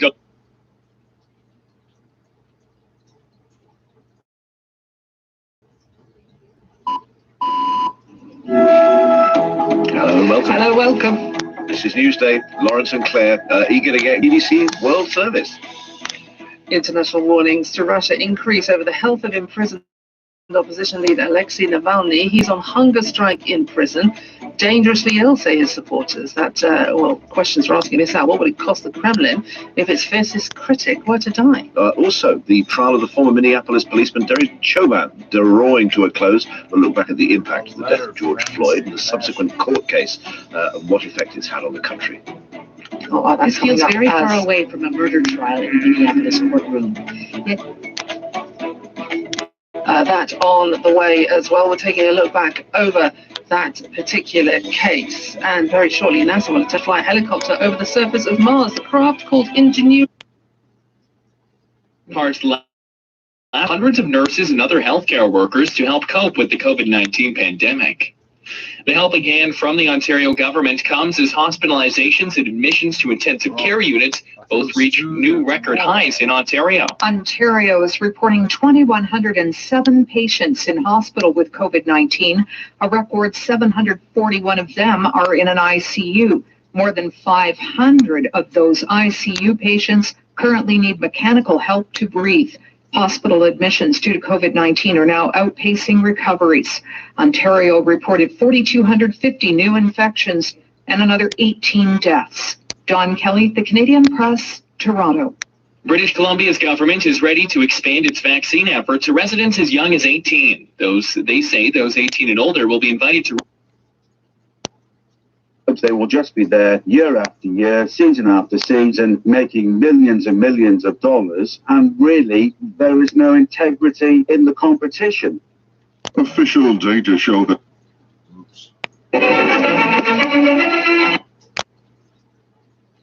of coronavirus vaccine, but the top COVID advisor, Dr. Anthony Fauci, has warned the situation is still precarious. Here's David Willis. The U.S. Centers for Disease Control says that more than 131 million people here have now received at least one dose of the vaccine, amounting to 50.4% of people over the age of 18. Nearly a third of adults have now been fully vaccinated. President Biden set a goal of administering 200 million doses of the vaccine within his first 100 days in office and seems set to meet that target comfortably. The U.S. is Rankin says he knows that words cannot fill the void left by those who are lost. As you and our communities continue on the... Yours truly, Johnny Dollar.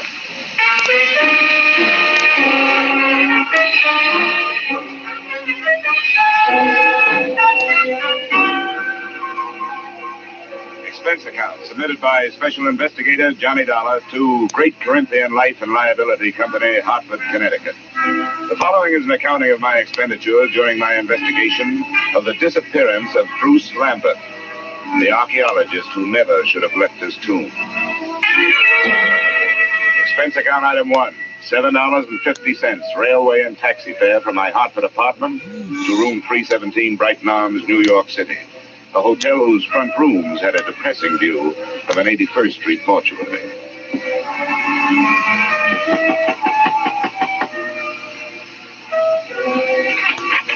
Miss Lambert? Yes, please come in, Mr. Dollar. She was tall without awkwardness, had the physique of an athlete, but still with softness, and a golden tan made her seem out of place, set against the snow heaped on the sill outside the windows.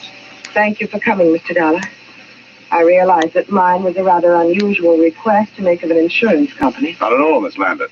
The company doesn't want to lose a policyholder any more than you want to lose a brother. But there are a lot of good private detectives in New York. I couldn't afford one. I had thought of notifying the police, but I realized that Bruce's case would be just one of many to them. They're so impersonal. And if there's a chance of any notoriety... Miss Lambert, if you mean that for some reason you'd rather the police didn't find him, you'd better tell me about it. Yes, of course I was going to. I don't see how it could make any difference. Please sit down. Maybe we'd better start way back at the beginning, huh? That would be in Egypt, wouldn't it? Yes. In the desert some 100 miles west of Thebes. My brother's an archaeologist, and he'd uncovered some ruins. It was quite an important discovery, something about the 12th dynasty. I don't know much about it. You were with him? Yes, I didn't spend much time at the excavation site. I stayed in the village. But the reason the police might make it difficult is that Bruce discovered some relics that he didn't declare to the authorities there. You mean he swiped them? Well, if you're in the habit of using extreme bluntness, I suppose you could put it that way. All right, I'm sorry. Please, Mr. Dollar, this is quite unpleasant for us. If Bruce had stolen all the relics, you wouldn't expect it to make any difference in how I felt about his disappearance, would you? Well, I'm afraid I can't do anything for you. I've got to know these things if I'm going to help them. Wait. I'm sorry. I'll tell you everything I know. All right. What were those relics that your brother didn't declare? Well, I'm not sure how many there were. There was some statuary, an obsidian head of some old king, and then there was a scarab. It was supposed to have been the official seal of this king. Do you know how valuable this stuff is? I'm afraid that it might be very valuable in some circles. That's what I was afraid of, that someone harmed Bruce or even... But there's so many things to be afraid of. He isn't strong. Maybe even his mind. He was injured quite severely in a traffic accident in Alexandria just before we left Egypt. I've got to find out what could have happened to him. Come on. We can't find out this way. What does your brother look like? Is he light or dark? Here's a snapshot. He's blonde. His hair is straight and was quite long when I last saw him. And that was 4 days ago? Yes. The day our ship docked, I was arranging for my luggage. He just disappeared. What else? What's his build? Slight, medium, heavy? Slight, I'd say. What about his clothes? Well, he was wearing a dark blue suit and a gray overcoat. The right sleeve of both would be empty, because his right arm and shoulder are in a cast. A traffic accident. Yes, both were fractured. I wish I were able to be more help.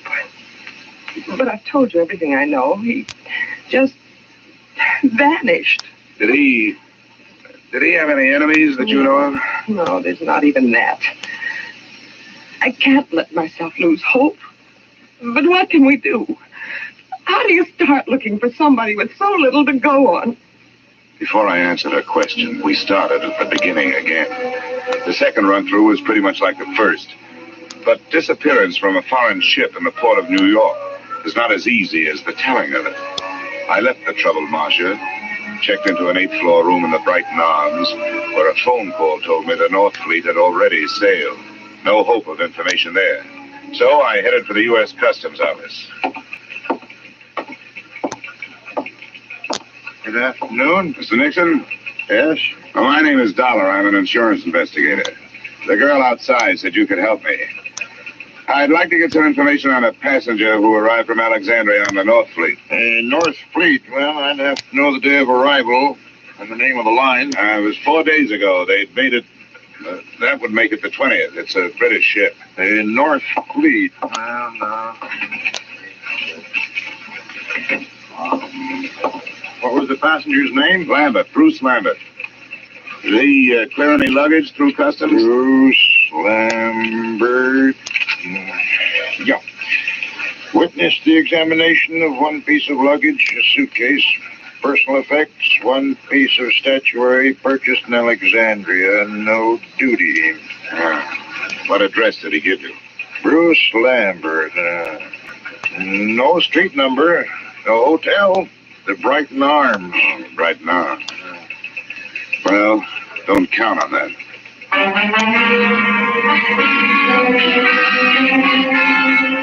Expense account item 2, $30, which with my ID card helped impress the cab drivers who worked the entrance to the pier where the North Fleet had docked. Checking these cabs took the whole afternoon, and midway through it, I realized I wasn't the only one interested in that particular hack stand. I wasn't sure at what moment I'd actually noticed him, He was doing a very bad job of hiding behind a Journal American on the other side of the street. All I could see was the lower half of an overcoat, the seam of some razor-sharp trousers, and some pointed shoes. But I began to feel his eyes looking at me as I went on with my questioning. That finally paid off through the mouth of driver number 782. You know, you meet all kinds in this business. Some you forget, and some others you remember. Yeah, well, do you remember a guy with his arm and shoulder in a cast? And something you learn in this business. That's to read people's faces. You get to know a deadbeat before he gets a chance to deadbeat you. And you catch on if the guy is scared of something. Well, if he was afraid of something, it's not me. He's been reported missing by his sister. I've been hired to find him. How much does $10 buy? You know, maybe he don't want to be found. Is that what you think? Sure. He paid me more to climb up than you often. Well, I've got more. What are you going to do with him? I want to talk to him. I want to find out if he's all right. If he wants to stay lost, that's his business, not mine. How's 25? Get in, my boy. It's not very far from here.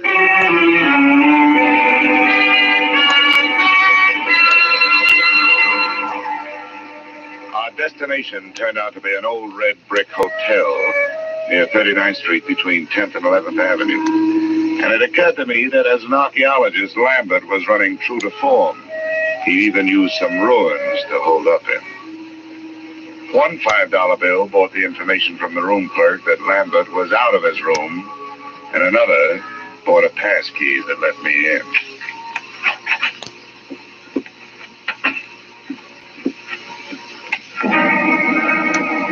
The first thing to catch my eye when I switched on the light was a black piece of statuary shining dully on a chipped bureau, a crowned head with exaggerated features, sculptured in obsidian. I posed myself this riddle. If it was so valuable, why didn't Lambert take better care of it? But before I had a chance to try for the answer, a foot nudged the door open behind me. As might be expected, it was wearing a pointed shoe and was followed into the room by a slight yellow ivory-skinned man who rather resembled the black statue. I must thank you for leading us to the hiding place. Where is he? Well, that depends on who he's hiding from. It looks like it's you. Perhaps it is that you do not know where he is. Yeah, perhaps. I followed your taxi after you talked with those drivers. That was very smart. Where did you think I expected you to go? What's your interest in Lambert? You were employed by the girl to find him. How much does she pay you? I never talk money with a stranger. Or perhaps we will not be strangers for long. The point of importance is that you have not yet found him. Mr. Drummond will pay you $2,000 to do so. Mr. Drummond is generous, but what makes you so sure I haven't found Lambert? Because he is not here. But that only means he's someplace else. Please, I have no wish for violence. Well, then put that thing away. In the first place, gunfire, even in this neighborhood, is going to bring the law. In the second place, that's a lady's gun. One of those handbag jobs. You know, you ought to be ashamed of yourself for carrying it. Please, I have no wish to use it. Then get rid of it.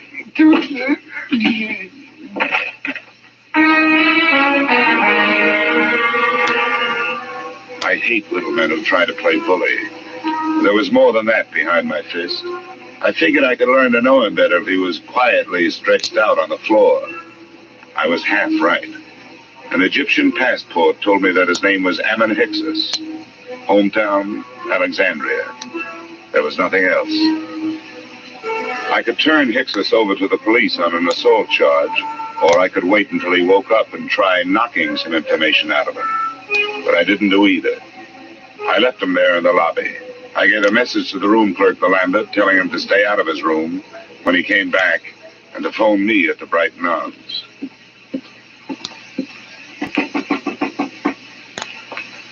Who is it? Dollar. Oh, just a second. Is there any news? Did you learn anything, Mr. Dollar? Yeah, I made some progress. I met Ammon Hyksos. You told me your brother didn't have any enemies. That little Egyptian is out looking for him with a gun. Why'd you lie to me? I have no right to ask you to believe me now. That's so true. But I wish you would. Please come here and sit down. No, thanks. You sit there and I'll stand here. I think I'll be less inclined to believe you from here. That's not fair. I know. I wasn't fair with you either. I want to be. But there are some things I just can't tell you. Why not? Well, I can't tell you that either. No, nuts. Women like you make everything tougher than it should be. You demand all, but you give nothing. You ask to be trusted, and you won't trust. You make yourselves look soft when you're as hard as steel. You've got warmth, but you only turn it on when you get something out of it. You're wrong. I was trying to help him. Or us. I had to lie. Look, I started this thing wanting to help you. There was something personal about it. But you wanted me to do things your way and not mine. Well, we just stopped doing that. Please leave me alone. Just go away. Go back to Hartford and forget you were ever here. I wish I could. I'm working for an insurance company looking for a missing policyholder. Well, I'll be up in my room if you decide to help me find it.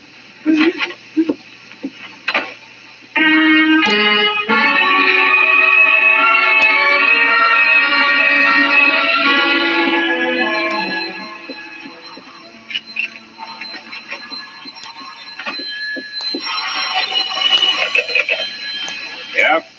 Is this Mr. Dollar? That's right. This is Bruce Lambert. I got your message to call. Where are you now? Not so fast. There were 2 attempts on my life while I was on my way here from Alexandria. I'm not anxious to tell anybody where I am. How did you get into this? Marcia called your insurance company when you took the run out. They hired me. Good for Marcia. Is she all right? Well, that depends on your point of view. I suppose she's being the helpful sister to you, but for me, she's done nothing but act mysterious. I don't get it. You won't tell the truth about you. I hope you do better. She told you she was my sister? Well, sure she did. Why shouldn't she? Well, I can't see why she'd do that. She isn't your sister? No, I don't understand it. She's my fiancée. I don't understand it at all. Where is she? I better talk to her. That's a good idea. Room 317, Brighton Arms. I'll be there with her, waiting for you.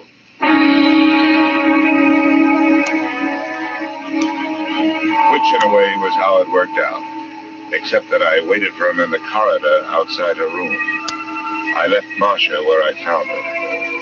She was on the bathroom floor, where she died from wounds inflicted by the proverbial blunt instrument, and where her lies had died with her.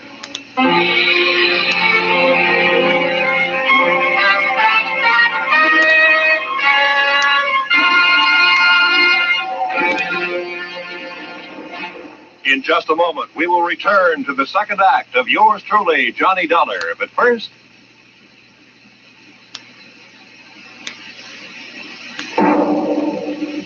And now, with our star, Edmund O'Brien, we return to the second act of yours truly, Johnny Dollar. $1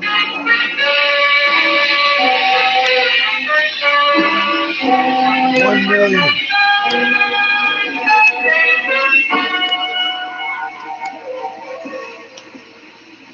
Bruce Lambert?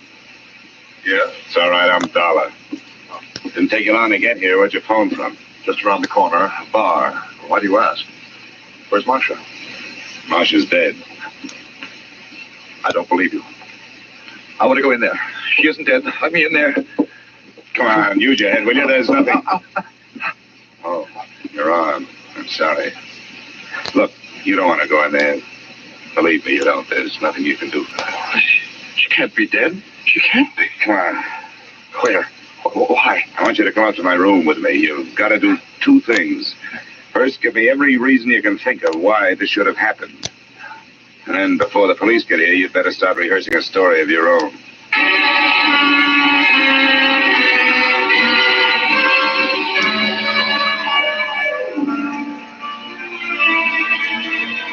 Now, Abbott, the first hole in Marcia's story is that she wasn't in Thieves while you were working on your ruins. That's right. I didn't even know her then. I met her in the hospital in Alexandria after my accident. I was there for 2 months, you see. She was my nurse. But she did know about the relics. That statue and the scarab that I haven't seen. Oh, yes. Here it is. This is the scarab. Oh, yes, she knew. We talked about my little deceit. Well, how little is it really? You talk about 2 attempts on your life. Now we have actual murder. You'd better let me have that scarab. Oh, yes, of course. But surely you don't think the relics are at the bottom of this? They're rare, but not valuable enough for this. Unless someone knows more about them than I do. I doubt that. I have made a thorough study of the 12th dynasty and King Amenemhet III. It's a carving of his head. What do you know about a man named Ammon Hyksos? And another whose last name is Drummond? Hyksos? Ammon Hyksos? You know him? Does it ring any kind of a bell? No, I'm afraid not. Drummond means nothing. All right. Let's try the 2 attempts on your life. What about them? Well, they happened on the nights of the 17th and the 18th. Both of them could have been accidental, except that, well, the same small man stood near me both times. It would be too much for me to hope you could describe him, I suppose. Well, it was dark. Well, both times I was on the promenade deck, and something heavy was thrown or pushed from the deck above. I reported the second one, and the ship's officer apologized for the carelessness. But you thought enough of it to disappear? Oh, I certainly did. Instead of going to the police? Yes. Oh, I suppose it was wrong, but you must understand, I was desperate. Well, we'd better go down to the 3rd floor. I hope the police think more of your story than I do.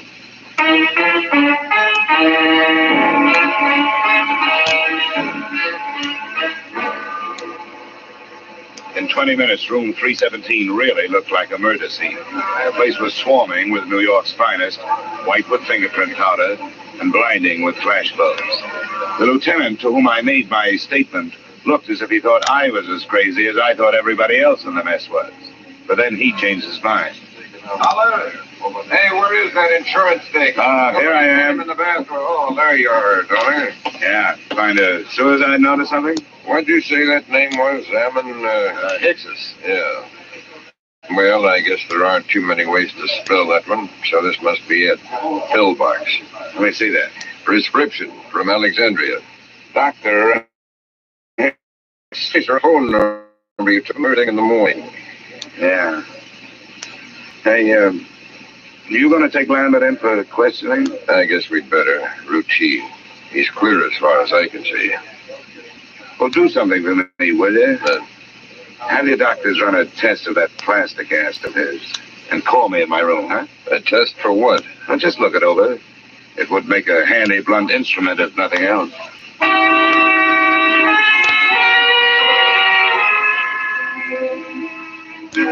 Expense account item 3, $7.50. A few late cocktails, a rare steak, and coffee in the Brighton Arms dining room. After which I picked up an armful of extra editions so I could catch up on what I'd been doing. I self-operated my way to the 8th floor and started toward my room. I was looking forward to a hot shower, but I didn't get it.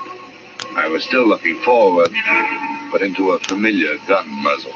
This is the one, Garrett. Ah, yes, Mr. Dollar. May I introduce myself, sir? Garrett Drummond at your service. Our meeting has been postponed too long. Well, there's a difference of opinion on that. You will please open your door. How can I refuse that pint-sized invitation you're still carrying? After you, sir. And I need to remind you that my friend here is prepared for any rash move on your part. Look, I'm tired. I don't have a rash move left in me. Close the door, Alan. I suggest that you sit there, Mr. Dollar, in that unsightly straight-back chair. Thanks a lot. And now, sir, I shall plunge right to the point. Where is that scoundrel, Bruce Lambert? Well? I think I just decided that I don't know. Please, we have no wish for violence. You always say that with a gun in your hand. Well, let's get started. You make your pitch, I'll make my refusal, and we'll see where we go from there. I have already made what I consider to be a generous offer for so unimportant a bit of information as merely the whereabouts of Lambert. $2,000. But if it will expedite matters, I am prepared to expand my offer by another 1,000 on the sponsor. The higher you bid, the greedier I get. What makes Lambert so important to you? A problem which is entirely out of your province, my boy.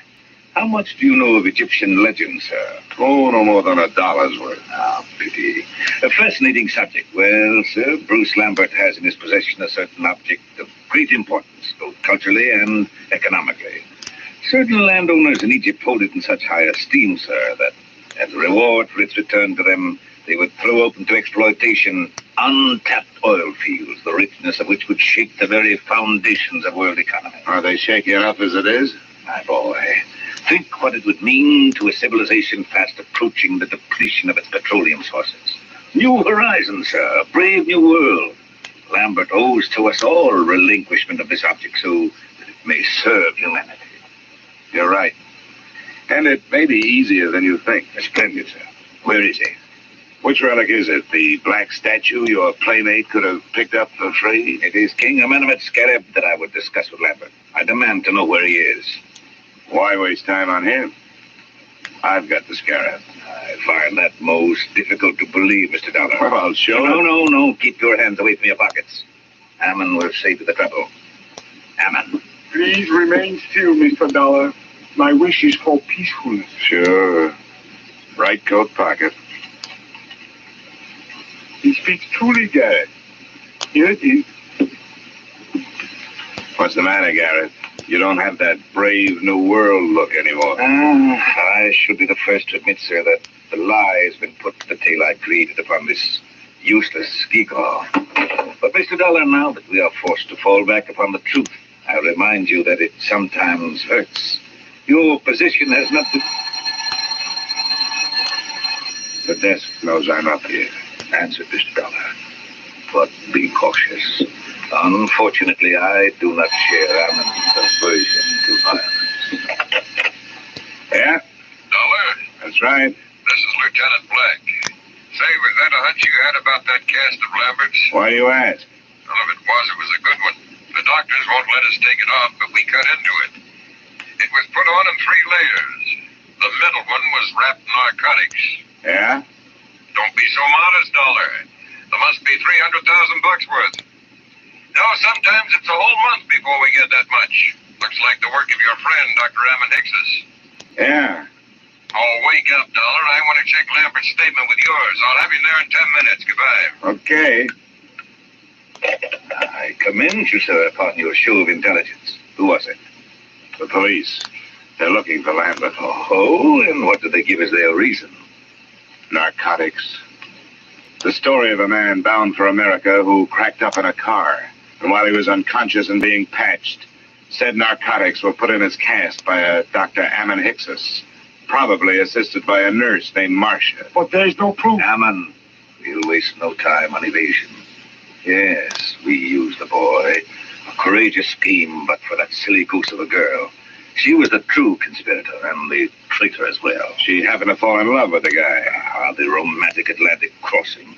An empty proposal of marriage suddenly becomes more important than actual coin of the realm. But enough of that. The police are looking for him, and odds teeth, so am I. Where is he? I don't know. Ammon, call his hotel on 39th Street. No, wait, my friend. The police must be watching that.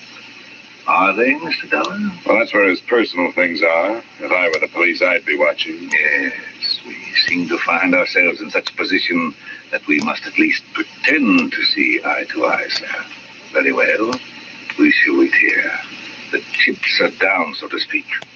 Ammon. Yes, Garrett. Take the pistol. Into the bathroom with you. With the door slightly ajar, you shall have a splendid command of the arena, as it were. Yes, Garrett. And remember, stakes are high. Yes, Garrett, I will remember. And now, Mr. Dollar, it would seem that little remains but waiting.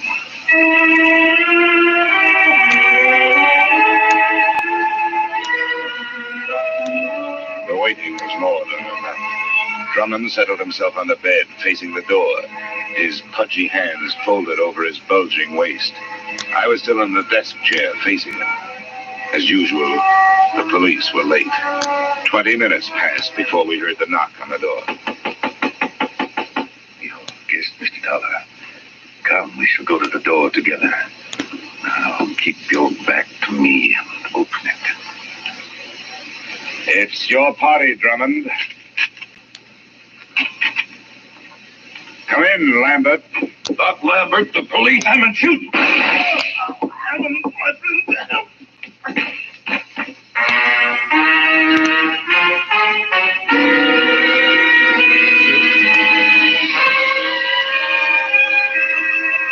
Drummond's wound wasn't half as excruciating as his call for help. The doctors report that his shoulder will be in a cast. That as soon as the state of Nook can gather a jury, he will stand trial on the charge of first-degree murder. The body of Alan Hicks's was taken to the morgue. As an insurance company, you are probably less interested in that than in the fate of your policyholder, Bruce Lambert. That's explained in expense account item 4, $280 hospital bill paid in advance. In view of the possibility that there may be others interested in that $300,000 cache of narcotics he has to carry around with him until his arm is okay, I thought it would be safer to keep him under wraps. Oh, by the way, while he was lying there helpless, I sold him a policy for you covering the scarab and that carved head. Expense account total, $456.90. Yours truly, Johnny Dollar.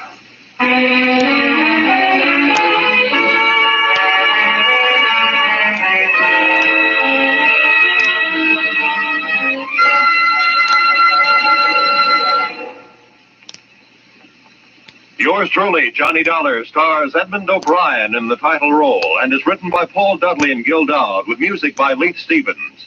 Edmund O'Brien can currently be seen starring in Harry M. Popkins' United Artists production, DOA. Featured in our cast were Virginia Gregg, Jay Novello, Ed Begley, John Daner, and Pat McGeehan. Yours truly, Johnny Dollar, is produced and directed by Jaime Del Valle.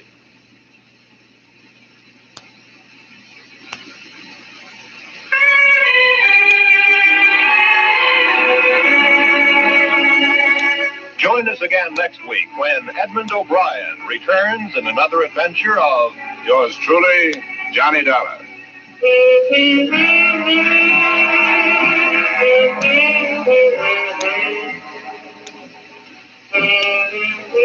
$54,000 is burning a little old hole in that little old jackpot of Sing It Again this week, just waiting for somebody to light up the right answer and drop the cash and prizes in his lap or her lap.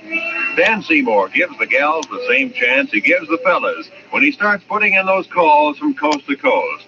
So be listening this Saturday when Sing It Again and the $54,000 Phantom Boys come your way on most of these same CBS stations. This program was transcribed in Hollywood. Roy Rowan speaking. This is CBS, where yours truly, Johnny Dollar, meets adventure every Friday night, the Columbia Broadcasting System.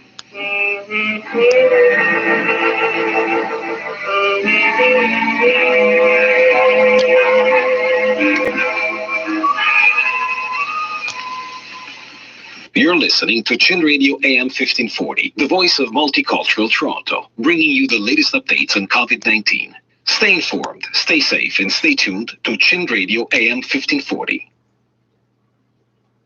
Now, as gunshots echo across the wind-swept, snow-covered reaches of the wild Northwest, Quaker Puff wheat and Quaker Puff rice started propelling way faster after me. She just started speeding up. Maybe there's a lesson there. Food for 877-399-9898. Appreciate all the responses coming in so far. Now, to tee up this next conversation here, I'm going to play you a clip from West Block. It's relevant to what we're going to be diving into. New vaccine guidelines and a...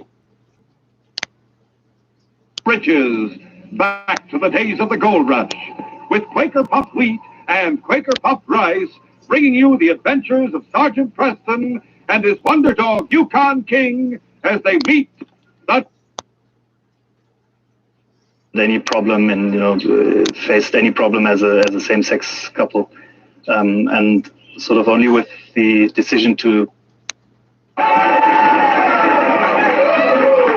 Here's the breakfast that brings cheers from coast to coast.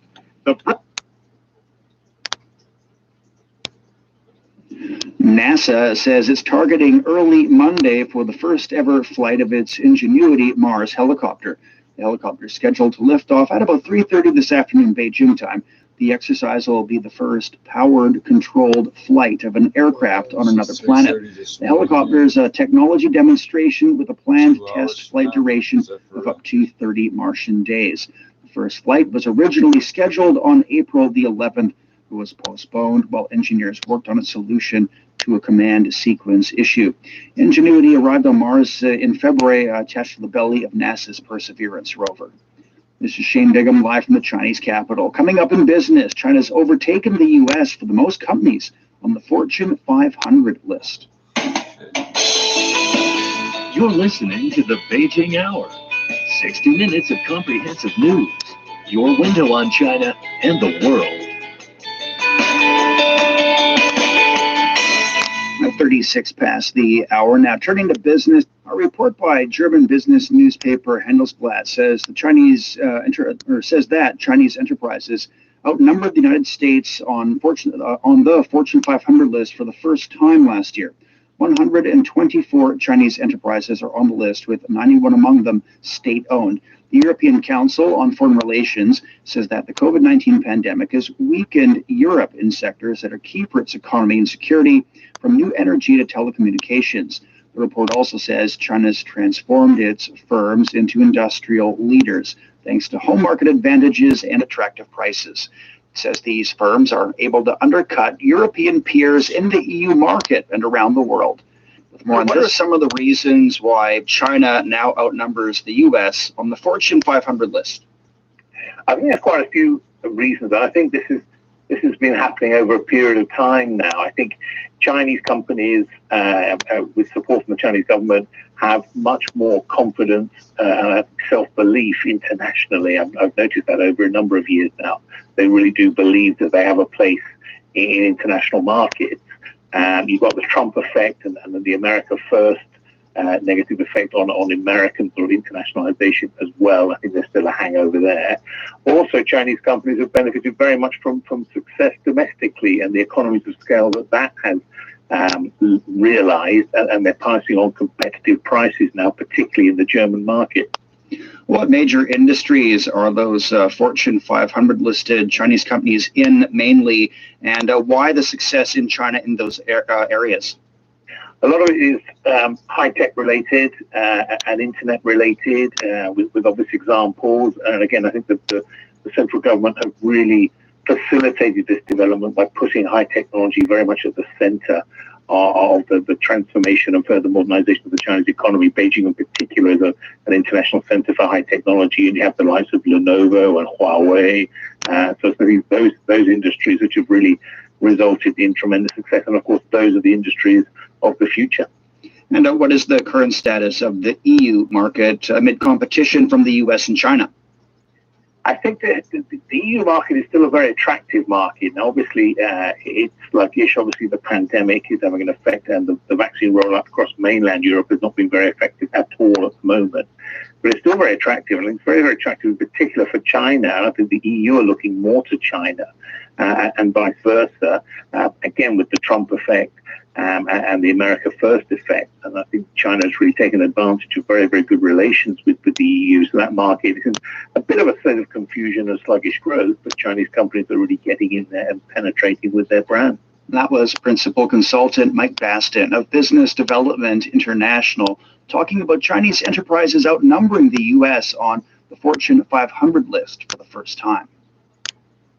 Despite trade disputes and the COVID-19 pandemic, U.S. companies, including Tesla and Dell, have vowed to further engage the Chinese market. Wang Fei has more. Officials tasked with charting China's 14th five-year plan sat down with representatives from U.S. multinationals to help them better understand how new business policies will affect them. Beijing has said it will actively promote foreign investment in areas such as advanced manufacturing, high technology, energy conservation, and environmental protection. Amid growing protectionism and a global recession, we must make full use of our huge market potential to help drive global recovery. China's doors will not close. It will open wider. We will provide more market access to other countries and become a magnet for international products and investments.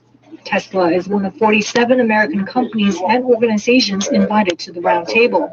The electric car maker posted record deliveries in the first quarter, thanks to strong performance in China. Brushing aside diplomatic tensions and tariff disputes with the U.S. government, the tech giant remains confident in the world's biggest auto market and intends to benefit from China's ambition for carbon neutrality. We believe any challenges are temporary. As a maker of electric vehicles, our top priority is understanding how we can help China achieve its carbon emission targets. We also believe that by continuously giving Chinese customers great products, we can help bring China and the U.S. closer together. With the pandemic causing the deepest global recession in decades, China has served as a lifeline for U.S. companies that are struggling elsewhere. With the virus largely under control here, many analysts expect retail sales to return to yearly growth in the third quarter. Starbucks is among many U.S. companies benefiting from China's recovery. Sales here rose 5% in the first quarter of 2021 from a year ago, even as its global sales declined by the same margin. A recent survey shows over 60% of American companies here still consider China their top destination for near-term investment. Their hope is that despite icy diplomacy, opportunities are still brewing in the world's biggest consumer market. And that was Huang Fei reporting on the ambition of U.S. companies to engage more in the Chinese market. China's fresh college graduates have shown interest in a wider range of occupations during the ongoing spring recruitment season. A survey of over 1,600 new graduates conducted by China Youth Daily showed that jobs with more stability or flexibility, as well as the ones in emerging industries, are all favored by students. Over 60% of those surveyed would like to have a relatively stable job, such as a teaching position or a civil servant job. Around 40% say they'd work in new emerging industries such as live streaming. Around 65% of those interviewed say a majority of the graduates to be have already received job offers. The survey also shows that nearly 40% of students have no plans to work in crowded major cities. Chongqing Municipality's put its first driverless rail transit system into operation in Bishan District. That was developed by BYD. The system involves electric trains running on a 15-kilometer elevated rail line. There are 15 stations along that route. The company has invested more than $1.5 billion over 7 years in the development of the system. Passengers can now take the train by swiping a travel card, scanning a QR code, or even using a facial recognition system. A senior official from the Chinese embassy in Italy says the China International Import Expo will facilitate cooperation between the two countries. Minister Councillor Li Bin says the trade volume between the two countries exceeded a record $55 billion last year. He adds that the cumulative commodity imports in China are expected to exceed $22 trillion over the next decades. These express hope that the CIIE will promote cooperation between the two countries in fields including the digital economy and environmental protection. A report from Standard Chartered shows that businesses in the Guangdong, Hong Kong, Macau, Greater Bay Area are confident in their performance in the first quarter and upbeat on Q2 growth. The gauge of business confidence of companies operating hit 53 in Q1. That's above the 50 neutral benchmark. Firms expect an even stronger second quarter, with the expectations index for business activity shooting up to 62.7. The report says worldwide vaccine rollout is likely to fuel the broad-based improvement. You're listening to the Beijing Hour. Coming up in sports, several elite football clubs are breaking off from UEFA. The Beijing Hour. Hello, I'm Peter Dinklage from X-Men Days of Future Past. You are listening to the Beijing Hour. Hi, I'm Kathy Freeman, and you're listening to the Beijing Hour. Hi, everyone. I'm Lang Lang. Welcome to the Beijing Hour.